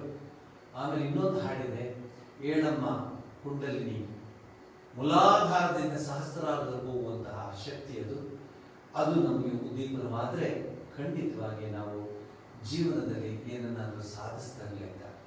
ಭಕ್ತಿಯೋಗದಿಂದ ಸಾಧಿಸ್ಬೋದು, ಕರ್ಮಯೋಗದಿಂದ ಸಾಧಿಸ್ಬೋದು, ರಾಜಯೋಗದಿಂದ ಸಾಧಿಸ್ಬೋದು. ಮುಂದಿನ ವಾರ ದೇವಿಯ ಬಗ್ಗೆ ವಿಶೇಷವಾದ ಒಂದು ಉಪನ್ಯಾಸ ಮಾಡಲಿಕ್ಕೆ ಇಷ್ಟಪಡ್ತೀನಿ. ಸ್ವಾಮಿ ವಿವೇಕಾನಂದರು ಹೇಗೆ ಜಗಜ್ಜನನಿ ಮಾಯಾಶಕ್ತಿಯನ್ನು ವಿವರಿಸ್ತಾರೆ ಅನ್ನೋದನ್ನು ನಿಮ್ಗೆ ಹೇಳ್ತೀನಿ. ತದನಂತರ ಕೊನೆಯ ಸೋಪಾನವಾದ ಜ್ಞಾನಯೋಗವನ್ನು ನಿಮ್ಮ ಮುಂದೆ ಇಡೋದಕ್ಕೆ ಪ್ರಯತ್ನ ಪಡ್ತೀನಿ. ಅಲ್ಲಿವರೆಗೆ ಭಗವತಿಯ ಹತ್ರ ಪ್ರಾರ್ಥಿಸ್ಕೊಳ್ಳೋಣ. ಎಲ್ಲರಿಗೂ ಒಳ್ಳೆಯದಾಗಲಿ. ಈ ಜಗತ್ತು ಈ ಕಂಟಕದಿಂದ ದೂರ ಆಗಬೇಕು ಅಂದರೆ ನಿಮ್ಮೆಲ್ಲರ ಪ್ರಾರ್ಥನೆ ಮುಖ್ಯ. ಈಗ ಏನು ಪ್ರಾರ್ಥನೆ ಮಾಡ್ಕೋಬೇಕು ಅಂದರೆ ಆದಷ್ಟು ಬೇಗನೆ ಈ ಕೋವಿಡ್ಗೆ ಒಂದು ಲಸಿಕೆ ವ್ಯಾಕ್ಸಿನ್ ಸಿಕ್ಬಿಟ್ರೆ ಸಾಕು. ಸಿಕ್ಬಿಟ್ರೆ ಮನುಷ್ಯನಿಗೆ ಒಂದು ನೆಮ್ಮದಿ ಆಗುತ್ತೆ. ಎಲ್ಲ ವಿಜ್ಞಾನಿಗಳು ಪ್ರಯತ್ನ ಪಡ್ತಾ ಇದ್ದಾರೆ ನೋಡಿ. ಅದಕ್ಕೆ ಕುವೆಂಪು ಅವರು ಬಹಳ ಚೆನ್ನಾಗಿ ಹೇಳ್ತಾರೆ. ಈಗ ಹಾಡಿಗೆ ಅರ್ಥ ಇದೆ. ನೊಣ ಮೀಸೆಯ ಹುಳು ಹೆಜ್ಜೆಯ ಎಣಿಸುವ ಬಿಜ್ಜೆಯ ಬಲ್ಲೆ. ಏನೆಯ ನೀನು? ನೊಣ ಮೀಸೆಯ ಹುಳು ಹೆಜ್ಜೆಯ ಎಣಿಸುವ ಬಿಜ್ಜೆಯ ಬಲ್ಲೆ. ಅದಕ್ಕಿಷ್ಟಿದೆ, ಅದಕ್ಕಿಷ್ಟಿದೆ, ಅದಕ್ಕಿಷ್ಟಿದೆ, ಇದಕ್ಕಿದು, ಅದಕ್ಕಿದು, ಇದಕ್ಕಿಷ್ಟಿದೆ. ಏನು ವಿವರಿಸಿದ್ದೆ. ಚಂದ್ರಲೋಕ, ಮಂಗಳ, ಚಂದ್ರ, ಭೂಮಿ, ಆಕಾಶ, ತಾರೆಗಳು, ಸಮುದ್ರ ಎಲ್ಲವನ್ನೂ ತಿಳ್ಕೊಂಡ್ಬಿಟ್ಟ ಮನುಷ್ಯ. ಆದರೆ ತನ್ನ ಮನದ ಅಂಗಳಕ್ಕೆ ಹೋಗೋದು ಮಾತ್ರ ಬೇಡ. ಹಾಗಾಗಿ ಇವೆಲ್ಲ ಅವಸ್ಥೆ ಆಗಿದೆ. ಆದ್ದರಿಂದ ಪ್ರಾರ್ಥಿಸ್ಕೊಳ್ಳೋಣ. ಈ ಒಂದು ಭಯಾನಕ ಸ್ಥಿತಿ ದೂರವಾಗಲಿ, ಮುಂದಿನ ಪೀಳಿಗೆ ನೆಮ್ಮದಿಯ ಜೀವನ ನಡೆಸಲಿ. ನಾವು ಕಳೆದ 8 ತಿಂಗಳಿಂದ ಇಡೀ ವಿಶ್ವ ಅಲ್ಲೋಲ ಕಲ್ಲೋಲವಾಗಿಬಿಟ್ಟಿದೆ.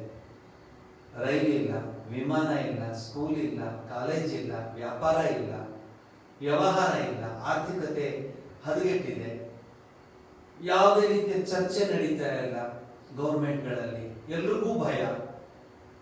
ವಿಧಾನಸಭೆ ಕೂತ್ಕೊಳ್ಳೋಣ ಅಂದ್ರೆ ಅದರಲ್ಲಿ ಟೋಟಲ್ 200 ಜನ ಇದ್ರೆ 40 ಜನಕ್ಕೆ ಅದು ಮತ್ತೆ 2 ದಿವಸ ಕೂತ್ಕೋತಾರೆ, 3 ದಿವಸಕ್ಕೆ ಓಡೋಗ್ಬಿಡ್ತಾರೆ. ಪಾರ್ಲಿಮೆಂಟ್ ಅಲ್ಲಿ ಕೂತ್ಕೊಳ್ಳೋಣ ಅಂದ್ರೆ ಅಲ್ಲೂ ಭಯ. ಎಲ್ಲ ಭಯದಲ್ಲೇ ಇದ್ದಾರೆ. ವೈರಾಗ್ಯ ಮೇವಾಭಯಂ ಅಂತ ಹೇಳ್ತಾನೆ ಭರ್ತೃಹರಿ ನೀತಿ ಶತಕದಲ್ಲಿ. ವೈರಾಗ್ಯವೇ ನಿರ್ಭಯವಾಗಿದೆ ಅಂತ. ಈ ಒಂದು ಸಂದರ್ಭದಲ್ಲಿ ಮತ್ತೊಮ್ಮೆ ನಾವೆಲ್ಲರೂ ಪ್ರಾರ್ಥಿಸ್ಕೊಳ್ಳೋಣ. ಜಗತ್ತಿನ ಒಳಿತಿಗಾಗಿ ಪ್ರಾರ್ಥಿಸ್ಕೊಳ್ಳೋಣ. ಇಷ್ಟು ದಿವಸ ನನಗೆ ನನಗೆ ನನಗೆ ನನಗೆ ಅಂತ ಪ್ರಾರ್ಥಿಸ್ಕೊಳ್ತಾ ಇತ್ತು. ಅದನ್ನು ಬಿಟ್ಟು ಜಗತ್ತಿನ ಕಲ್ಯಾಣಕ್ಕೆ ಪ್ರಾರ್ಥಿಸ್ಕೊಳ್ಳೋದಕ್ಕೆ ಪ್ರಯತ್ನ ಪಡೋಣ ಅಂತ ಹೇಳಿ ದೇವಿ ದುರ್ಗೆಯಲ್ಲಿ ಪ್ರಾರ್ಥಿಸ್ಕೊಳ್ಳೋಣ. ಅವಳು ನಮ್ಮನ್ನು ಪರೀಕ್ಷೆ ಮಾಡಿದ ಸಾಕು. ಅಮ್ಮ, ನಿನ್ನನ್ನು ಬಿಟ್ಟು ನಾವೆಲ್ಲಿ ಹೋಗೋದು ಸಾಧ್ಯ? ನಿಮ್ಗೆ ಗೊತ್ತಿದೆಯಲ್ಲ, ಶ್ರೀರಾಮಕೃಷ್ಣ ಒಂದು ಉದಾಹರಣೆ ಕೊಡ್ತಾರೆ. ಮಗು ತಪ್ಪು ಮಾಡುತ್ತೆ, ತಾಯಿ ಮಗು ಹೊಡಿತಾಳೆ. ಆ ಹೊಡೆದು ತಾಯಿ ಅಂದ್ಬಿಟ್ಟು ಮಗು ತಾಯಿನ ಬಿಟ್ಟು ಓಡೋಗೋದಿಲ್ಲ. ಹೊಡೆದಷ್ಟು ಭದ್ರ ಹಿಡ್ಕೊಡುತ್ತೆ ಮಗು ತಾಯಿನ. ನಮ್ಮ ಸ್ಥಿತಿ ಹಾಗಾಗ್ಲಿ. ಎಷ್ಟು ನೋವು ಬಂದರೂ ಜಗನ್ಮಾತೆಯನ್ನು ಬಿಡದೆ ನಾವು ಅವಳ ಪಾದಾರ ಬಿಂದಿಗಳಲ್ಲಿ ಶರಣಾಗತಿ ಹೊಂದೋಣ. ಈ ಒಂದು ದುರಿತಗಳು ದೂರವಾಗಲಿ, ಮನಸ್ಸು ಶಕ್ತಿವಂತವಾಗಲಿ, ಸ್ಥೈರ್ಯ, ನಮ್ಮ ಶಕ್ತಿ, ಮಾನಸಿಕ ಶಕ್ತಿ ನಮಗೆ ಇಂಪ್ರೂವ್ ಆಗಲಿ. ಇದು ಯಾರು ಹೊರಗಡೆಯಿಂದ ಹೇಳಲಿಕ್ಕೆ ಆಗೋದಿಲ್ಲ. ನೀವೇ ಇಂಪ್ರೂವ್ ಮಾಡ್ಕೋಬೇಕು. ನೀವೇ ಆ ಶಕ್ತಿನ ಪಡ್ಕೋಬೇಕು. ಯಾಕಂದ್ರೆ ಶಕ್ತಿ ನಿಮ್ಮಲ್ಲೇ ಇದೆ. ಅದು ಇದೆ ಅಂತ ನೀವು ತಿಳ್ಕೊಂಡ್ರೆ ಸಾಕು. ಎಲ್ಲರಿಗೂ ಆ ಚಿತ್ ಶಕ್ತಿ, ಅಂತಃಶಕ್ತಿ ಬರಲಿ ಅಂತ ಜಗನ್ಮಾತೆಯಲ್ಲಿ ಪ್ರಾರ್ಥಿಸಿಕೊಂಡು ಇಲ್ಲಿಗೆ ಮಂಗಳವನ್ನು ಹೇಳ್ತೇನೆ.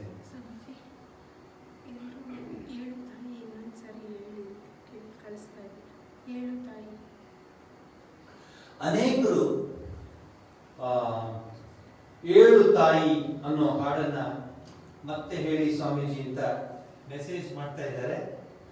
ಅವ್ರಿಗೋಸ್ಕರ ಈ ಹಾಡನ್ನ ಮತ್ತೆ ಹಾಡ್ತೇನೆ. ಬಹುಶಃ ಇವತ್ತಿನ ಈ ದುರ್ಗಾ ಅಥವಾ ದಸರಾದ ಸಂದರ್ಭದಲ್ಲಿ ಈ ಹಾಡು ಬಹಳ ಅರ್ಥಗರ್ಭಿತವಾಗಿ ಎಲ್ರಿಗೂ ಅದರ ಅನುಭವ ಬರಲಿ ಅಂತ ಹೇಳಿ ಹಾಡ್ತೀನಿ. ಏಳು ತಾಯಿ ಆ ಹಾಡನ್ನು ಹಾಡ್ತೀನಿ. ಇಲ್ಲ, ದಯವಿಟ್ಟು ಆ ಹಾಡನ್ನು ಧ್ಯಾನಸ್ಥರ ಕೂತ್ಕೊಳ್ಳಿ. ಇಷ್ಟೊತ್ತು ಕೂತ್ಕೊಂಡಿದ್ದೀರಾ, ಇನ್ನೊಂದು ಅರೆಗಳಿಗೆ ಕೂತ್ಕೊಳ್ಳಿ. ತಾಯಿನ ಜ್ಞಾಪಿಸ್ಕೊಳ್ಳಿ. ದುರ್ಗೆ, ನಮಗಿನ್ಯಾರೂ ಇಲ್ಲ. ದುರ್ಗತಿ ನಾಶಿನಿ ದುರ್ಗೆ ಜೈ ಜೈ, ಕಾಲ ವಿನಾಶಿನಿ ಕಾಲಿ ಜೈ ಜೈ ಅಂತ ಹೇಳ್ತಾರೆ ಶ್ರೀರಾಮಕೃಷ್ಣ ಪರಮಹಂಸರು. ಈ ಒಂದು ಸಂದರ್ಭದಲ್ಲಿ ಈ ಹಾಡನ್ನು ನಾನು ಮತ್ತೆ ಹಾಡ್ತೀನಿ. ಎಲ್ಲರೂ ಧ್ಯಾನಸ್ಥರ ಕೂತ್ಕೊಂಡು ಈ ಹಾಡನ್ನು ಅನುಭವಿಸಿ.